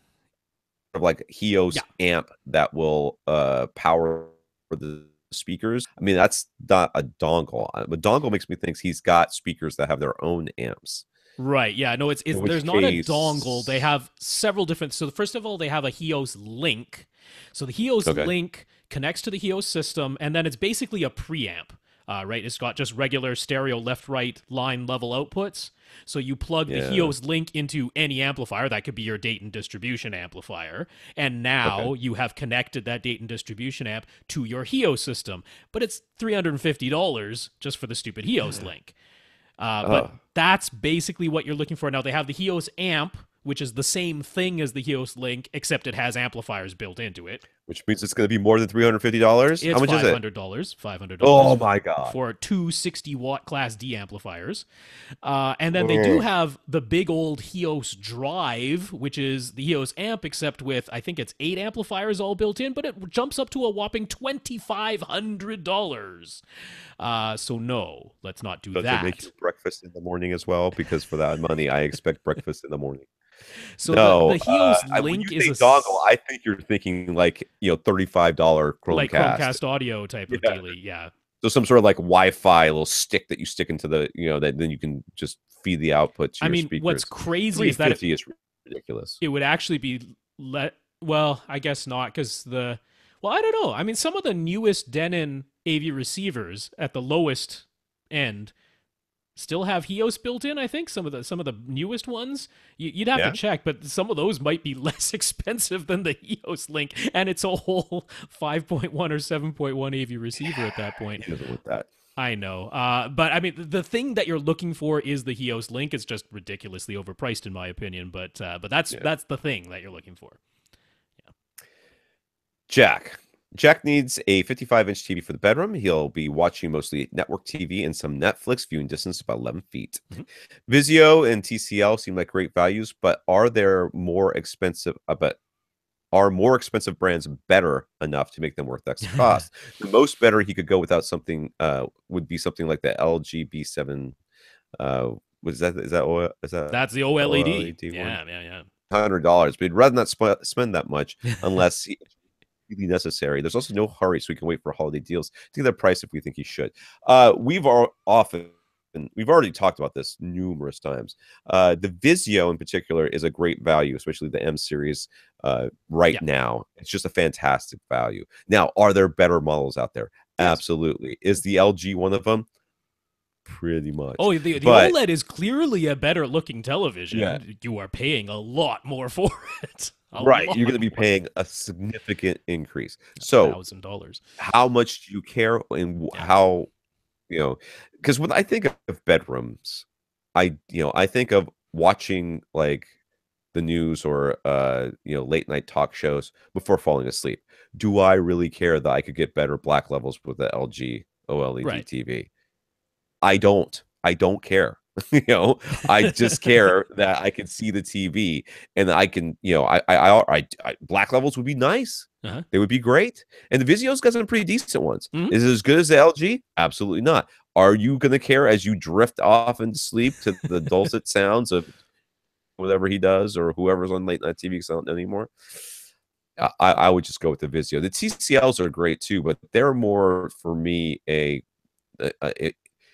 I want to watch a whole bunch of. I want to use. I have a bunch of apps, and I want it to be all built into the TV, and I don't want to think about Yeah, it. because they got Roku built into that TCL. P607 would be the one you'd be looking at. Yeah, so I think I'd be leaning towards the Vizio myself if I were in your shoes. Yeah, I mean, between the Vizio M series and the TCL, I kind of lean Vizio M a little bit more simply because it does HDR a little bit better. It's a little bit brighter. Both do Dolby Vision, so that's really nice. But the Vizio M series, that little bit brighter, which helps for HDR. So given that everything else is pretty darn neck and neck, including the price, I like that Vizio M series quite a lot. So that's the value choice for sure. Now, to me, the next step up would be Sony's X900E. Doesn't do Dolby Vision, but it's clearly better at basically everything else. but it's a significant step up in price. And then the LG OLED TVs are the next step up above that, and they're a step up in price as well. Right. I mean, yeah, I mean, only you can say if it's really worth that. I mean, if you got $1,700 just lying around, it's like, yeah, the OLED, that's about as good as it gets, man. I mean, the Vizio M series doesn't look as good as that, but it also costs less than half as much. So, Right. yeah, it's you'll have to make the call on that. Could you get? I mean, you should be able to find a store that has an LG OLED and a Vizio M series and a Sony X900E. That should be doable. Those are all common televisions at this point. Not that the store demo is totally going to tell you, but it's hard to justify if it's like, bedroom TV where you're drifting off to sleep to it. Right. So in our recent talks about open back headphones, we didn't mention Grado or Grado. How do we say that one? Is it Grado? I say Grado. I always said Grado. That's what I've always said too. Grado sounds like it should be Star Wars. Anyways, actually, he's not sure if we've ever mentioned them. And you can tell by our current discussion, you are right, sir. What are our opinions on them? He really likes his, although they do have a different sound than his etymonic in-ears and paradigm reference studio speakers. I have never heard them. Huh. There you go. I have never put on a pair of Grados. Auditioned them at the headphone bar. I mean, quite nice sounding. I didn't buy them, so that tells you that much. Yeah, I didn't have like strong opinions on them because they don't do anything super better than every other headphone or super worse than every other headphone. I found them perfectly listenable. I didn't find them as comfortable as Sennheiser's over-ears for my larger sized head and larger sized ears. So part of it was wearing comfort for me. I mean, if somebody buys Grado headphones and likes them, I got zero beef with that, because from what I heard, I'm like, these are pretty darn nice sounding headphones. But yeah, nothing super duper stood out to me, and the wearing comfort wasn't as good for me as Sennheiser's alternatives in the same price range. So that's my thought there. There you go. Fred. I've got some pictures here. Fred has heard a lot of people say that adding a second sub to a room can make a huge difference. He has a 7.1.4 setup with a SVS PB13 Ultra in a 12 by 18 foot room. There's no space for a second PB13 Ultra, but he could fit a PC13 Ultra where the fan is to the left of the TV if we really think that would be an improvement. This is the world's smallest room. This is 12 by 18. Well, my room is smaller than this, and I have two PC13 Ultras, but I didn't buy those for this room. Has no. I'm not surprised you don't have space in here for. I mean, he's got a lot of things in this room as it is. There's definitely not room for another PB13 Ultra. Is that a skateboard back there? No, he's got two seats. So, all right. You can make the case that a second subwoofer. You did not need a single PC13 Ultra. Let's just get that output out wise, there. Definitely not. Yeah, you did not need that. You don't need the 7.1 either. 5 would be just fine. You've got some prime elevation speakers up there that are kind of firing towards the front wall because the angle they should be like. Well, no, those are. There's some clipshes. Oh. Those are clips. There's clipshes and there's prime elevation speakers. As this, those might be clipshes Atmos wedge speaker thingies. I don't think those are prime elevations. Klipsch has some wedge speaker thingies too. Then he's got the ones right behind his head, which are surround backs, which are complete overkill. But yeah, this room, man. If you care about that second, well, honestly, let's be honest here. If you want to have slightly more, if you have more even bass across both those seats, you could make the argument for a second sub. It could be a PSB 1000 in this room. Feels like that would be just fine. But you could get a second. Yeah, I mean PC13 Ultra if you really wanted to. I don't know that it's going to make a humongous difference. I'm trying to figure out where he's got these things. He's got one. Where's the other? The piece. Okay, so you would have them both basically in the front of your room. Both would end up being at the front of the room in his case, yeah, because he's got his PB13 Ultra in his front right corner, and then he's saying If he were to get another one, it'd be a PC, a cylinder, and it would go to the left of his front left speaker. So in the front of the room, but not centered in the room because the whole system is off center because of where the door is placed. So I mean, you'd have to be playing with the phase in order to get this all to work. It's going to be a bit of a challenge. We don't know what the response looks like at his two seats right now. We really don't know. It could already be fairly linear. It might be a horrible roller coaster for all we know. It's You've got some sort of table to your back, next to your left. Yeah. Whatever that table is, could you turn that into a sub? Because that would have them using it as a table. You could continue to use it as a table, but it would be that would place sub them in diagonally opposite corners. Yeah. You would then be in diagonally opposite corners, and you would maybe gain more benefit from this if that is an option. Yeah, I have to agree there. Yeah, I mean, just to answer the, adding a second sub can make a huge difference. Yes, it can, but it's primarily about making the bass more uniform across all of your seats. Whereas right now with the single sub, from seat to seat, you're going to get more variation. And also, honestly, it's going to make... Yeah, go ahead. Yeah, if you happen to be sitting in a null or a huge peak right now, there's nothing you can do about it. Your sub is where it is, your seats are where they are. You really don't have the latitude in this room to move anything anywhere. So if you happen to be sitting in a null or a peak right now, you're stuck with that. Adding the second sub can get rid of that null or that peak. So and that's what I was going to say, basically, is that you could realize an improvement of bass at your seat. Because of just making it more uniform throughout the room. You could null, get rid of a null. You could tamp down a peak that your receiver isn't able to accommodate with whatever room correction you're using. So there could be. Do I guarantee that you're going to see a huge improvement? No. Nope. I wouldn't even suggest that you would see a huge improvement. Especially if it's mostly you sitting in just one of those seats most of the time. There might be almost nothing to gain, potentially. You'll very rarely hear me say that you're going to see a huge improvement when you do something. I will say that occasionally, but it's pretty rare. Do I think you could, experience an improvement in your seat? I would say maybe. Right. I will definitely say that second seat will sound better than it sounded beforehand, especially if you put it in the corner where I just told you to put it in. Yeah, if you can do the diagonally opposite, that'll really help you out. Yeah. Mark, this is on Facebook. So there are older movies that were shot on film that are being converted to HDR, and he's heard about how film always had greater dynamic range all along. So that's how it's possible to go back, rescan film, and get an HDR version. But if films were always shown at 14 to 16 foot Lamberts, where does all this extra dynamic range come from? Is it deeper blacks? Can we please help him make sense of this? I got nothing, dude. This is all Rob all day long. Sure. So we have to talk about the difference between the film that was shot in the camera versus the film that was used to project the image at the theater, because those are two different things. So we're starting with the film that was in the camera originally. It's capturing the light. That's what we're getting.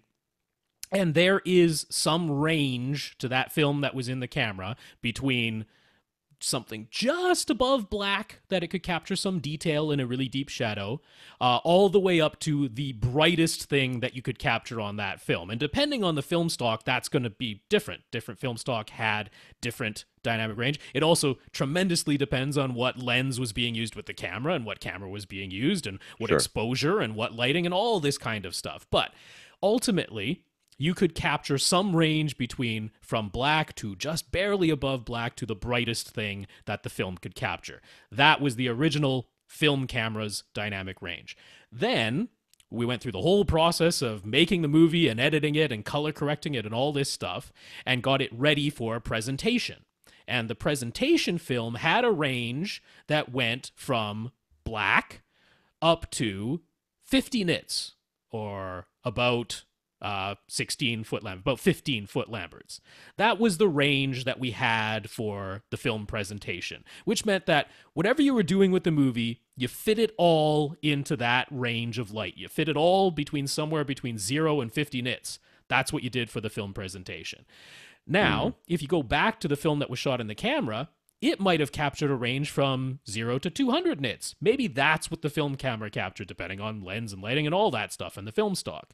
So if you go back and rescan that original film that came out of the camera, there might be more detail in there than what was actually used to make the original movie. You could go back to the camera negatives and say, hey, there's actually extra detail of well above 50 nits. Or maybe when we made the original movie for the film presentation, we had some of this detail up in the highlights, so we lowered that luminance to fit within the 50 nit limit of the original film presentation. But now we don't have to limit it to 50 nits. Now we can let it go all the way up to the 200 that the original film captured, because we have these HDR formats. So that's essentially how you explain it. It's what came out of the camera might have exceeded the 50 nit limit that was put there for original film projectors that you would have gone to see in a movie theater.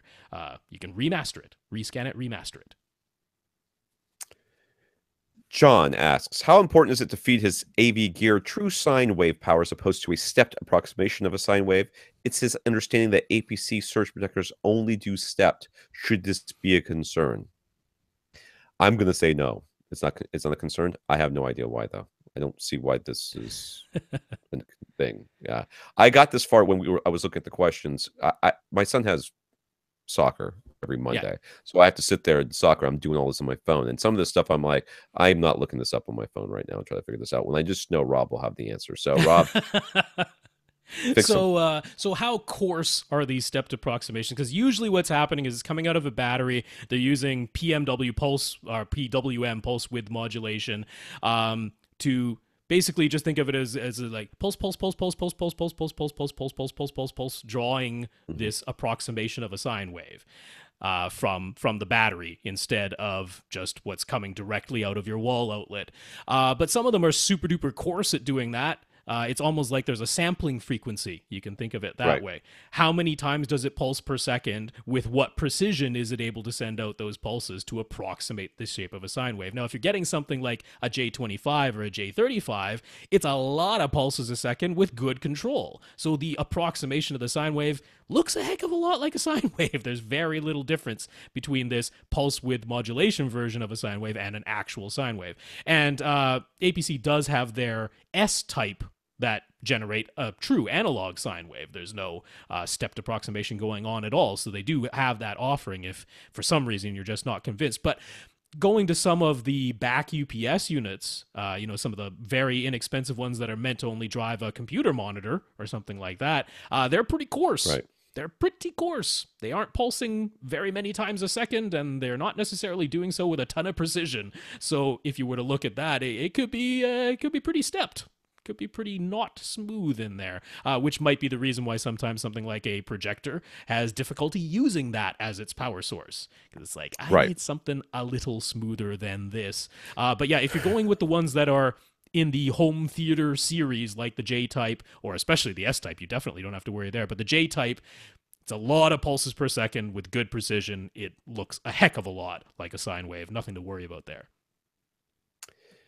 Shane, this comes from New Zealand. Actually, I think my wife used to have.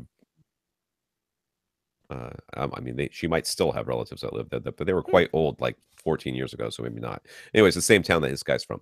Shane is building a new house and has permission to build a dedicated man cave for movies and music. The only restriction is that the dimensions can exceed 13 by 14 feet 9 inches by 8 feet. Very specific second number there, 13 by. That's what it is. 13. And one small window must be included, located high on the external wall. It's fine. It's probably for code. Yes. Dimensions can be decreased if needed, but not increased. And Shay would prefer that the window be on either the front wall or the back wall so that it won't affect sidewall reflections. Well, you're not allowed to have curtains? You can't have curtains in this room? You can't put blinds up? Anyways. Should he orient the room with the display on the long wall or the short wall? He has a 65-inch display now, but he wants to leave adjustments room for a 75 or 80-inch in the future. He used SketchUp to render some layouts. Which option seems best? Okay, so I'm looking at them. We got the one where it's on the short wall. Yep. So remember that one of these dimensions, the largest it can be is 13 feet. The other one can be 14 feet 9 inches, which isn't tremendously different, but it's still one is wider. Quite a square. So he's like, should I make it 14 feet 9 inches long and only 13 feet wide, or should I make it 14 feet 9 inches wide and only 13 feet long? What do you think, Tom? I would go with the small wall, to be honest with you. I mean, I can make the case the other way, and I mostly just want the space behind me so that I can have. I just hate the idea of having your chair near that back wall. Causes for me way more problems. You killed surround back speakers for sure. That's gone. You may not be able to have them in this room anyways, but that's okay. I think a lot of times still be done. Well, sure, it can still be done. Well, let's say he gets a 75-inch screen at some point, right? With a 75-inch screen, I'm going to suggest you sit 7 feet away from that. Eyes to screen, 7 feet away. Now, that's not going to be smack dab in the middle of that room. Potentially. But but let's say you're 7 feet away. There's going to be some distance from the front wall to the front of the television. It's not literally. Well, I guess you could get the wallpaper OLED, but let's imagine that you're not doing that. It might be just a couple of inches, though. You're talking about like now you're 7 feet 4 inches away from the thing. Yeah, or 7.5 feet. Let's say you're 7.5 feet from the front wall. Now, I'm thinking just seating wise, because he's not putting 2 rows of seats in here. If your room's only 13 feet wide, right, like 3 seats across, that's about as much as you can do. Whereas if it's almost 15 feet wide, you could do like a 4-seater couch.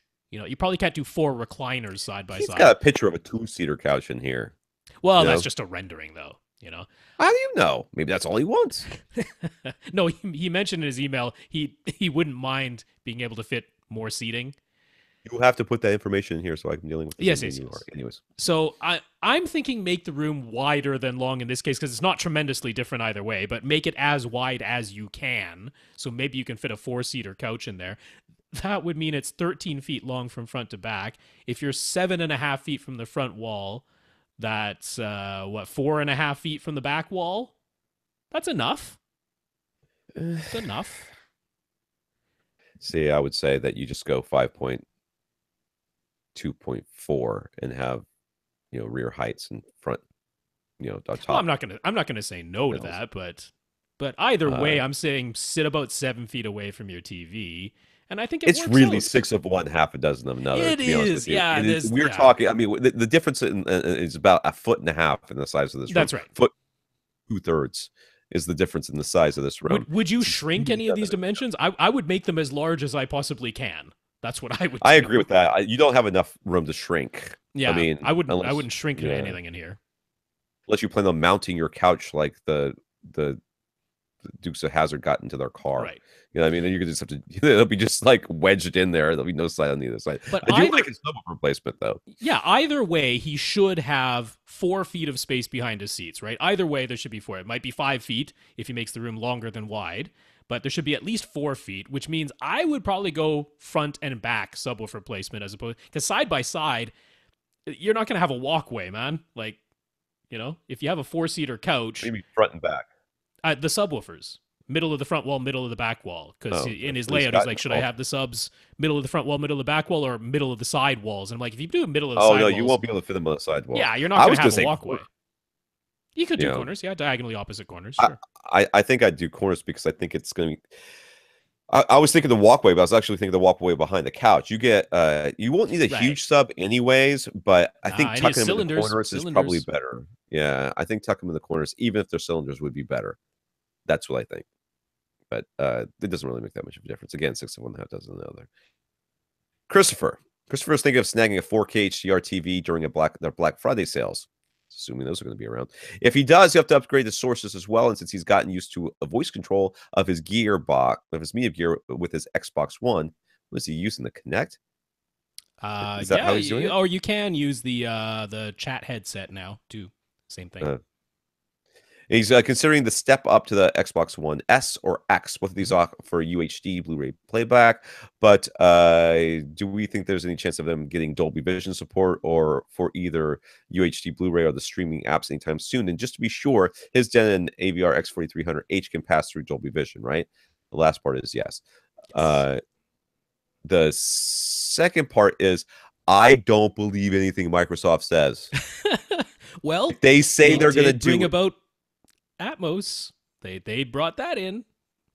Yeah, but Yeah. do you know how it works? Because as far as I can tell, if it's 2-channel, it's just like getting multi-channel 7.1 in, and it doesn't separate anything out. It doesn't give you Well, you have to set 2 channels so that everything to your bitstream output I in the did that. 3 different places where you can set I it. did it.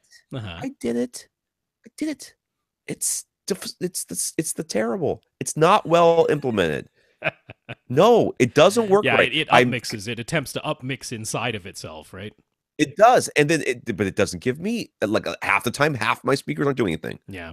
You know, I'm like there's been stuff I've watched and it's coming out of the center channel and that's it. No other speakers in this room except for the subwoofers, which the receiver does, are engaged. Terrible. So I would honestly, and I'm considering this for myself, believe me. I'm hoping Santa's going to bring me a UHD old, Blu-ray player, simply because I am tired of using that Xbox to do this. I am tired of it. Because it doesn't do stuff the way I want it to do it, and it drives me nuts. So yeah, I can kind of see that. No, get something else. Get one of the ones we talked about earlier, the Sony or the Oppo or the LG even. one. Yeah. Yeah. I'm not. I mean, my parents have that LG. Doesn't instill a ton of confidence. This second one is starting to make a little bit of noise now, like the first one did. So I don't think the build quality on them is super duper high, but it's your only other choice for Dolby Vision support, unfortunately. It's hard to say go get an Oppo at $550. It's really hard to say that, honestly. I love Oppo too, but they're really there. But when you're like more Ultra HD for Blu-ray players are going to come out any day $550 now, Yeah, but $550, that sort of quality that you're getting for Oppo, right, is what you would have spent like $3,000 from Denon sure. or Marantz or Cambridge Audio or any of these guys, and you could still probably spend that and get lesser quality than what you're getting on the Oppo. The Oppo is a tremendous value. It's just $550 for most. Most of it you would never use. But So, do I have a think hard the time. Xbox One S or X might be getting Dolby Vision support? I think it might. I think there's a fair amount of chatter about it online. It's something Microsoft is aware of. There's probably going to be a charge for it. Like you're probably going to have to download an app that you have to pay for because that's the only way they can force you to pay for it, because there probably will be a charge for it. I think it will happen, but soon, that I don't. I mean, well, your definition of soon, right? Is it Emotiva soon? Then yeah, sure. But that spans 8 years. Maybe 1, 2, 3 soon. But I do actually think, I do suspect it'll come for Ultra HD Blu-ray and probably for streaming support as well, because they did it for Atmos. So yeah, I think it might, but probably not soon. Kevin, this comes from Facebook. Kevin wants a sound bar for his living room. He'll be using it for TV and to play some music from an Echo Dot. His available options are the Yamaha YAS207, the Samsung HWM550, and the Sony HTCT180, or a refurbished Vizio that he found on Groupon. Any of those stand out as the best option? Yes. I would go with the Groupon one. Oh. I'll be honest with you, I'd go with the Groupon one because all these things are garbage. They're all such garbage. The Yamaha one's got like 7 little tweeter thingies up there, and that's it. I don't think the YAS207 has that. I think I looked at it, and that's what it had. It had like 1.25. I'm pretty sure. I know that YAS207 gets a lot of praise. I don't care. That's the one that stood out to me. All soundbars are garbage. All soundbars are garbage. Yamahas are pretty darn good. If that's available to you, I'd give that a look. I'd give that YAS207 Last time I reviewed an entry-level Yamaha soundbar, I was like, not great. Let me look at it again. I'm looking at it right now. You go ahead and keep talking. No, I mean that's the one that jumped out to me. If you're checking out the reviews, that YAS207 is sort of universally praised as being about the best. It's got 4 1 3/4 inch woofers. It does have the Virtual X. It's got the DTS Virtual X. That's what sets it apart. And It's got a subwoofer It does. somewhere. I guess that's separate because there's no way they fit it. Oh, it is separate. I mean, I do So it's have to got agree that two overall, tweeters and 4 woofers. So the Vizio soundbars are a very high value. They're really quite all right, but I don't know the exact model because some of them use those like quadratic weird drivers, and they don't have like any treble. So if it's because some of the Vizios have tweeters, and some of them don't. They just have the single quadratic drivers for each channel. So you got to make sure which Vizio it is. The Yamaha sounds like it's with tweeters and woofers. Maybe it's not trying to be a digital sound projector, which the one I reviewed was. And no, it's the DTS Virtual X. That's the thing where you only have 2 speakers, but it still tries to make immersive sound. But it's the Virtual X processing, not the actual bouncing of beaming of sounds around the room processing. I checked it out. Well, the Yamaha sounds okay. The Yamaha sounds okay. All right, but I'd probably still go with the Vizio because I'd go for cheap because they're all garbage. If it's one of the Vizios with tweeters, that's a good deal. If it's one of the ones without tweeters, don't do that. Yes, we have discovered even Theo Audio cannot make a speaker that does not have tweeter sound. That's right. Bill's on board with pretty much all of our suggestions so far when it comes to the theater he's planning as part of his custom house. It's 17 by 23 by 11. Is that the dimensions we gave him, right? That's the dimensions we gave him, yes. Dual HSU VTF3 Mark V HP subwoofers to send acoustic speakers. Mono price. I don't remember saying this in acoustic speakers. I think I said that was me. That was last week. I know, but I was not listening to you. I was he should get the stuff. Well, you couldn't hear me last mono week. Price monolith amplifier, 10-foot wide Seymour AV screen. He really likes all that. He's penciled in for his budget. Yep. Now, I'm scrolling past a bunch of pictures to get to the words. He's still trying to figure out what's the most cost-effective and space-saving way to soundproof the whole theater. He initially thought about an entire room within a room, but is that really necessary? It uses up a lot more square footage. Well, I mean, if you want to have absolute soundproofing, then yes. But I'm looking at this, and it looks like he's got 2 out of the 4 walls are exterior walls. It does. One of the walls is adjoining a hallway, so really he only has one party wall that is between the theater and the kitchen. It appears from the diagram that he sent. So, I'm looking at the wrong picture again. Hold on. I mean, because he was saying he wants to save money wherever he can, right?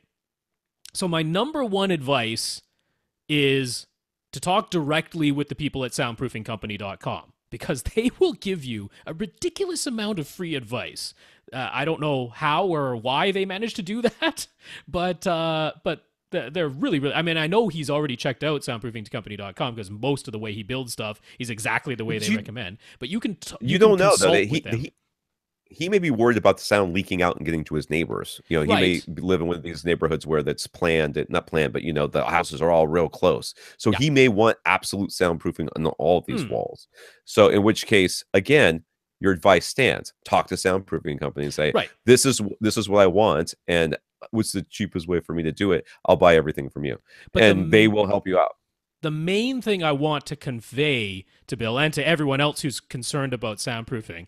So soundproofingcompany.com, they do a good job of explaining there are these 4 aspects to soundproofing. You got your mass, you got your decoupling, you got your damping, and you got your insulation.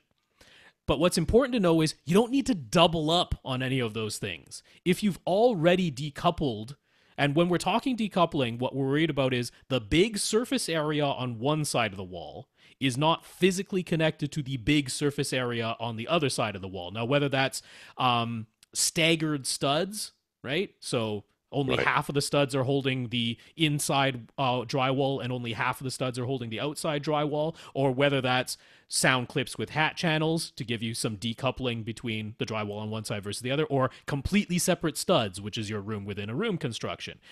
Whatever it is, you don't need to do it twice. If you've decoupled once, you've decoupled. So on your exterior walls, you're going to have whatever the foundation structure for your house is, and then you're going to have some kind of framing just to hold the drywall for the inside of your theater. That's already decoupled. So you don't need to decouple again. You don't need sound clips and hat channels in addition to the framing that's separate from the foundation wall for your exterior walls. You don't need to do it. You only need to decouple once. Right? Insulation, if you've already got, a bunch of insulation for your exterior wall for thermal purposes, then you don't need to worry about constructing yet another frame inside of that to have soundproofing insulate. They're the same thing. Insulate once, right?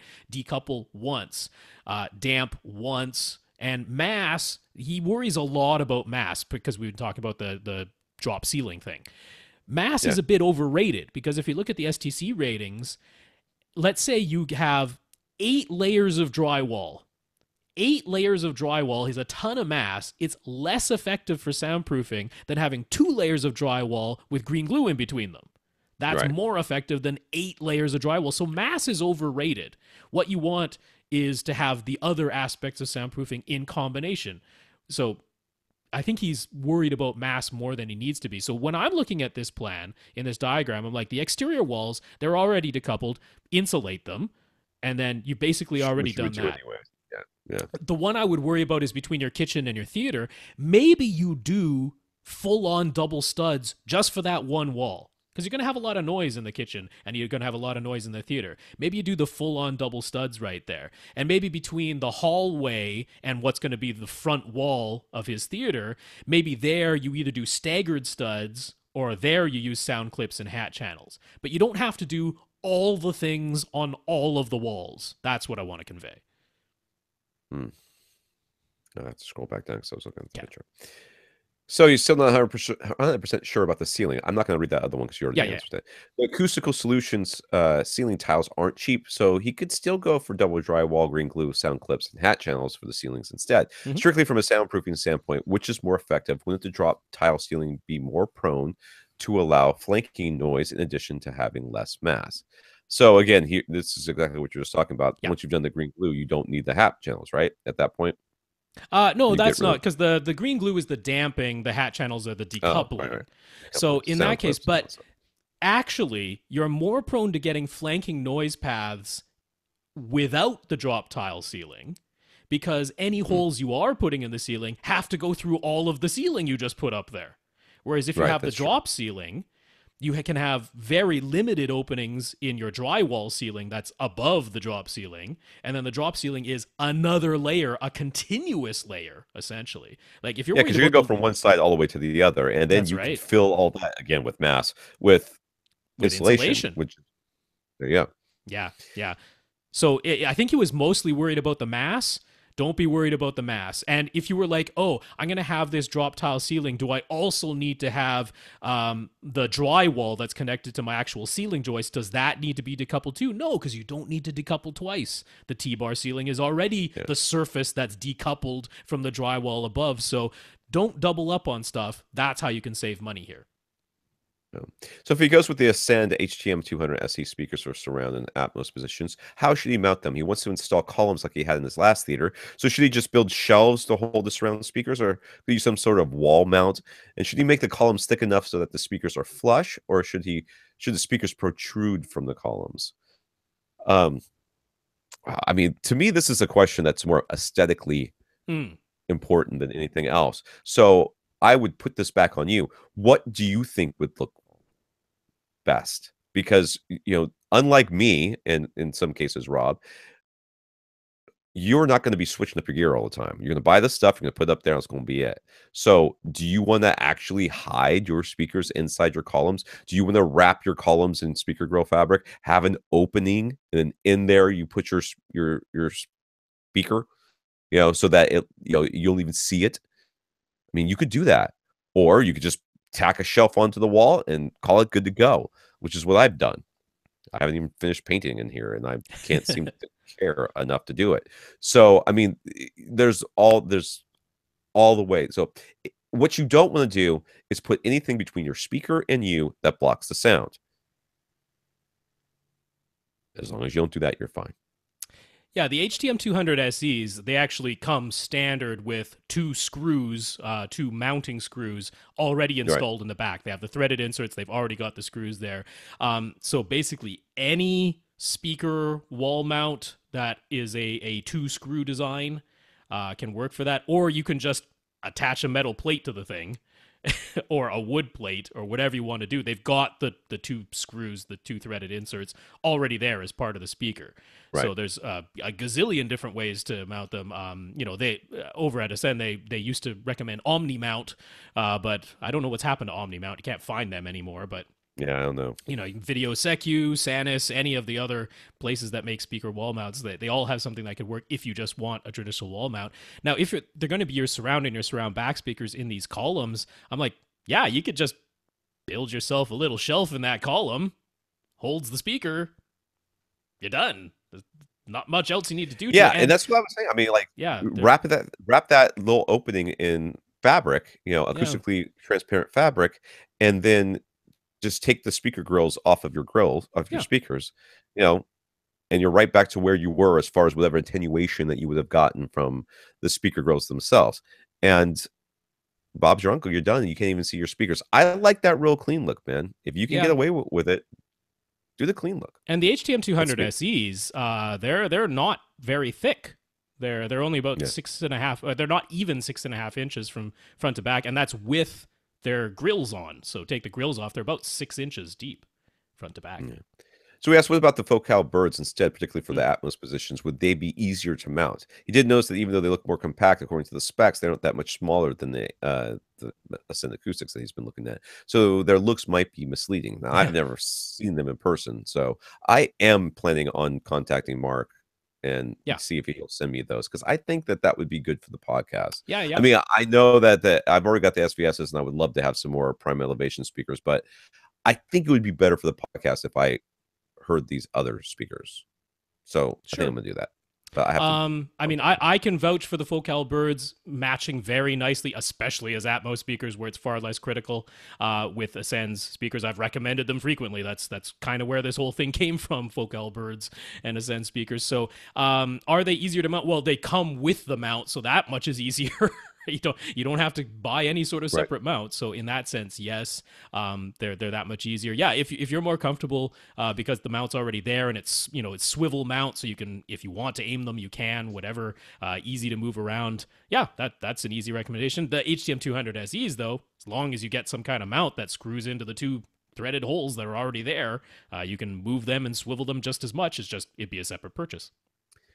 So for positioning his front left and right main speakers, should they go inside the frame of his screen or outside? Too narrow, too wide? What's the best positioning? Looking at your image here, it suggests to me that I would be planning on putting them outside the frame. Simply because of the width of your couches. Yeah. You don't want, I mean, you could have them right inside, like barely inside, right? Because that would be as close as I would get them, because that would be basically your left speaker firing directly at the person that is sitting in the left most chair, and the right speaker doing the same, but having them on the other side, it's going to be right in that area for me. Yeah, I mean, Dolby recommends anywhere between a 45-degree and a 60-degree spread for your front, left, right speakers, right? Yeah. Anywhere from 22.5 to 30 degrees to the left and the right of center. Now, we were suggesting you're sitting 12 feet away from a screen that's 10 feet wide. That would mean the screen fills 45 degrees. So if the speakers were just on the insides of the screen, just behind the screen, that would essentially be a 45-degree spread, the smallest spread that Dolby recommends. Whereas if you put the front, left, right speakers just to the outside edges of the screen, it's a little bit wider than 45 degrees, but not 60 degrees, so you're well within Dolby's guidelines. Plus, I had the suggestion of, well, anytime you want the smaller field of view, you yourself just go sit in your second row. So in that case, now if you went and sat in your second row and the speakers were inside the screen, they'd be narrower than 45 degrees. That's true. I would have them just to the outsides of your screen. That'll be perfect. So he's not quite sure if he'll like the looks of the HSO VTF3 Mark 5 HP subs. Let me clear this one up for you. You will not. They are not attractive subs. One of them will be behind a false wall at the front, though, so that's no concern. But the one at the back of the room will be visible. So we think you might prefer an SVS cylinder sub back there.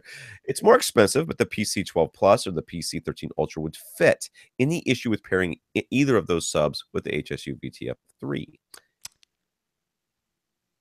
Nope. I mean, you're more worried about pairing it with your room than because both these are all capable subs. So what you don't want to do is buy a cylinder that's too small for your room. Just remember, if we said the PC 12 Plus was Oh yeah, the get right, the but the PC Plus. You don't need 13, the Ultra. The yeah, Plus is basically got the same output capabilities as the HSU VTF3 Mark V HP. They're very comparable. So a PC 12 Plus, if you just like that form factor better for the back of the room, and I would agree because it's got that nice soft cover on it. It's nice and round, takes up less floor space. So that in a rear corner is just going to blend right in. And if someone does brush up against it, there's no sharp corners or anything to knock into. So right. it is more money, but the PC 12 Plus will be a perfect companion to an HSU VTF3 Mark V HP. So any suggestions for his equipment rack? Middle Atlantic are quite expensive, so he's considering a Sanus rack instead, but they're still close to $1,000. So we have any recommendations that are less expensive? Yeah, dude, you're building a whole room and you can't build a couple of shelves that You you could can. just do that. I mean, I cannot fathom how you couldn't just DIY this thing. Or if you're not DIYing it, have your contractor or whoever the person is that's building this thing say, listen, I want some shelves that I can put these things on that come out. Mm-hmm. Sliding shelves. And I cannot imagine that you can't get that done for less than $1,000. I would have this custom. The thought of this not being custom just it doesn't make sense any sense to me whatsoever. Well, that might end up being more expensive than just buying a pre-made rack, though. So I'll mention Maybe. there's Peerless AV, and Quest. Both of them offer 30U racks. So that's 30 of the standard unit heights there for right around 450 or $500, depending on those two. So Quest or Peerless, I'd look into those. Those are alternatives to Sanus, and certainly from Middle Atlantic is expensive. They're really nice, but overkill for AV equipment, I think. So Quest or Peerless. Yeah, I'm not sure if my mic is picking this up, but my stomach is growling like crazy over Ah. here. I need something to drink or something. So last but not least, he asks, how much do we think he should budget for a projector? He wants compatibility with 4K and HDR, but he'd be okay with a Wobble K model as long as it still looks really good. How much do you anticipate spending on the projector? When is this project supposed to be done? About 9 months from A now. year? 9 months? I want to say $3,000. What would Maybe. you be getting with $3,000? Yeah, I know. That's the thing. That's me being optimistic that Yep. 4K prices are going to come down because Mm. I think you can get Wobble K right now for about $3,000, Well, I mean, right? he could certainly get the Epson at that price point, the Yeah. 5040 UB, but I mean, given how much effort you're putting into this theater, I'd like to go a little bit higher than the 5040 UB. Yeah. I would tell you budget $4,500. If you could budget $5,000, so much the better, because that's for sure going to get you something awesome. But budget $4,500. I would like to see you get one of the JVCs, and in particular, not the entry level one. So there's like the RS 420 / X 550, or now the RS 440 / X 570.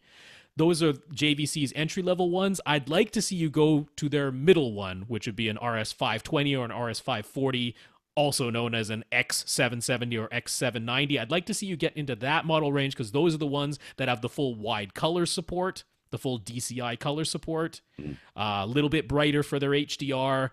I mean, those are super nice. So the retail price on the X790 right now, that's the newest model right there. The retail price on that is $6,000. And I know people are already getting them for around $4,700. Some places are already selling them for around that price. So $3,000. Keep your eye. Yeah. Well, Keep your maybe fingers crossed. an RS 520, that's not out of the question because that's going to be almost 2 years old by this point. That's not it, but I would say if you can budget $4,500, I think you can get this done with a super nice projector. For our last question, we're going to go to Anonymous here. They asked, can we not do Mark's? Mark's is so quick. We're done. I am falling asleep and my stomach many is growling. questions left. But yes, life is full of little disappointments. We'll get to them. Everybody's question gets answered. This is how this is going to go. Anonymous, Christmas is fast approaching. Anonymous wants to buy a home theater related gift for someone. They've already upgraded subwoofers, speakers, AV receiver, TV, and an Ultra HD Blu-ray player. So it seems like most of the big ticket items have taken care of. What are some good gift ideas to keep the home theater train rolling? The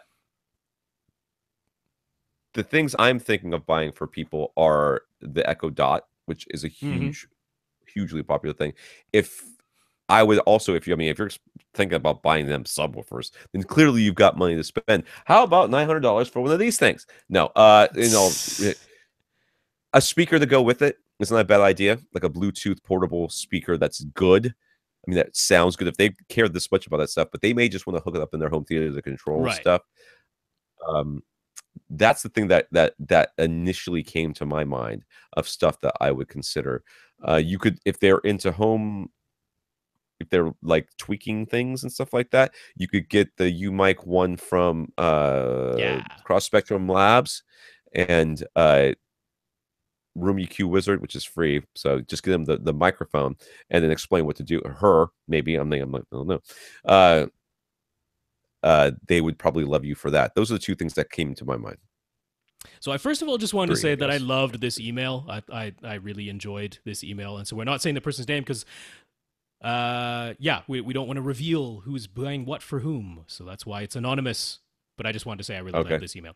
So I was thinking along the same lines. Yeah, the measurement mic was certainly one if they don't already have one. I was thinking, now it's pretty spendy, but if you have the money to spend and they want to do video calibration, you could head on over to SpectraCal. These days, unfortunately. I know. Most things are calibrated just fine out of the box, but okay. Yes, but, if this is a tweaky person and that, you could look at some of CalMan's packages where you get their CalMan software, and they sell their own really good C6 light sensor. Now, it's like a $700 light sensor, but who knows? Maybe that's within the budget. We're not sure.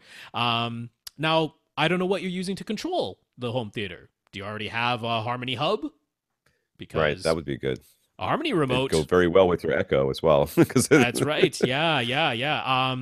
Those subwoofers, are they decoupled from the floor? Because if not, some isolation feet, subwoofer isolation feet. Yep. That can be a nice little upgrade. Makes a great SBS sound path isolation feet. Yeah. Now, I was thinking, is the room acoustically treated, right? Maybe you go out of the big ticket items, but how much have we looked at the room itself? Right. Maybe you could use acoustic panels, and in particular, maybe you want to get some printed acoustic panels. Maybe you were like, I wouldn't mind dressing up this theater room as well. Why not kill two birds with one stone? Get a printed acoustic panel. Acoustamac and GIC are both great places to get printed acoustic panels. You can put a really nice design, an image, a poster, something cool like that. So maybe that's something. Bias lighting. That's not something everybody gets for themselves, but if you have a flat panel, or you can even do it with a projection screen, although I don't usually go for that, but if you have a flat panel, bias lighting, now the place you want to go for that is Ideal Lume. So it's the word ideal, and Lume is L-U-M-E. They're still around. Ideal Lume? Oh, yeah. And actually, they now have an LED bias light that's less expensive. It's not the fluorescent light that they used to sell. It's a LED strip light, but it's the perfect D65 completely neutral light. So Ideal Lume is the place to go if you want to maybe try out a bias light. I was thinking headphones. Headphones are always a great gift. You could give them some PM1s from Oppo. Those are really good. That's pretty that's the most expensive thing we've mentioned so far. That is not true. I feel like you've mentioned much more expensive things. No. But there's a lot of headphones. Hey, the new RBH Beryllium ones. Yeah. Whenever those come out, dying to hear those. So there's certainly headphones could be a gift. And then I was thinking, okay, so you mentioned all these other items. An NVIDIA Shield could be a cool gift, especially if you haven't started into Plex at all. An NVIDIA Shield is your Plex server and your Plex player.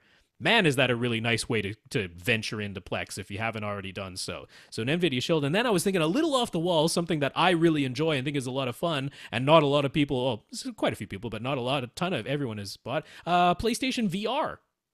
You know, I don't know if you're a gamer. Oh, and I'm a bad person for suggesting that. Yes, PlayStation VR is less expensive than the Oppo PM1 headphones. Yes, but the Oppo PM1 headphones are way good. I'm thinking one of those things must be possible. Headphone amplifier? Yeah, Monoprice has a very nice headphone amplifier now. I'm looking around my home theater and thinking about all the other stuff. I'm hoping not all of those things are already checked off. If you were buying for Rob, you should get a bunch of really dark gray paint. He would like gray paint to paint everything in his room. Sherwin-Williams. Look up their gray screen, and then they have different tints. Every tint has its own name in Sherwin-Williams, but Right. you look at their gray screen paint, and then go however dark within that family of gray. Yeah, you could do that. All right, that's it. We've got some that are left over. Lots. If Rob wants to read you those, we will, but we're not going to because we got to go. We want to thank our listeners of the week. Oh, I just shook the whole computer.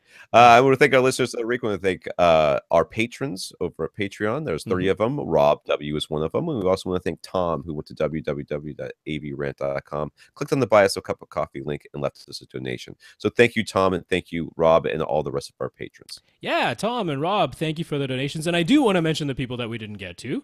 So we got Mark, Josh, which is a long question, Michael, Byron, Sam, Tom D, and Jonathan. Man, that's 27. But we're gonna get there. We're gonna get to all of you. But we've got your questions. Thanksgiving's coming up. There's going to be a slow week coming up. So we also want to thank Tate and Fred for talking us up to Accessories for Less, and to I guess Fred talked us up to SVS as well. So thank you, Tate, and thank you, Fred. Yeah, Ted. Ted. I combined the two names. Tate, Fred. That's how that came about. Tate and Fred, thank you very much, and congrats on your purchases. All right, for AV Rant, I'm Tom Andry. And I'm Rob H. Now go out and listen to something.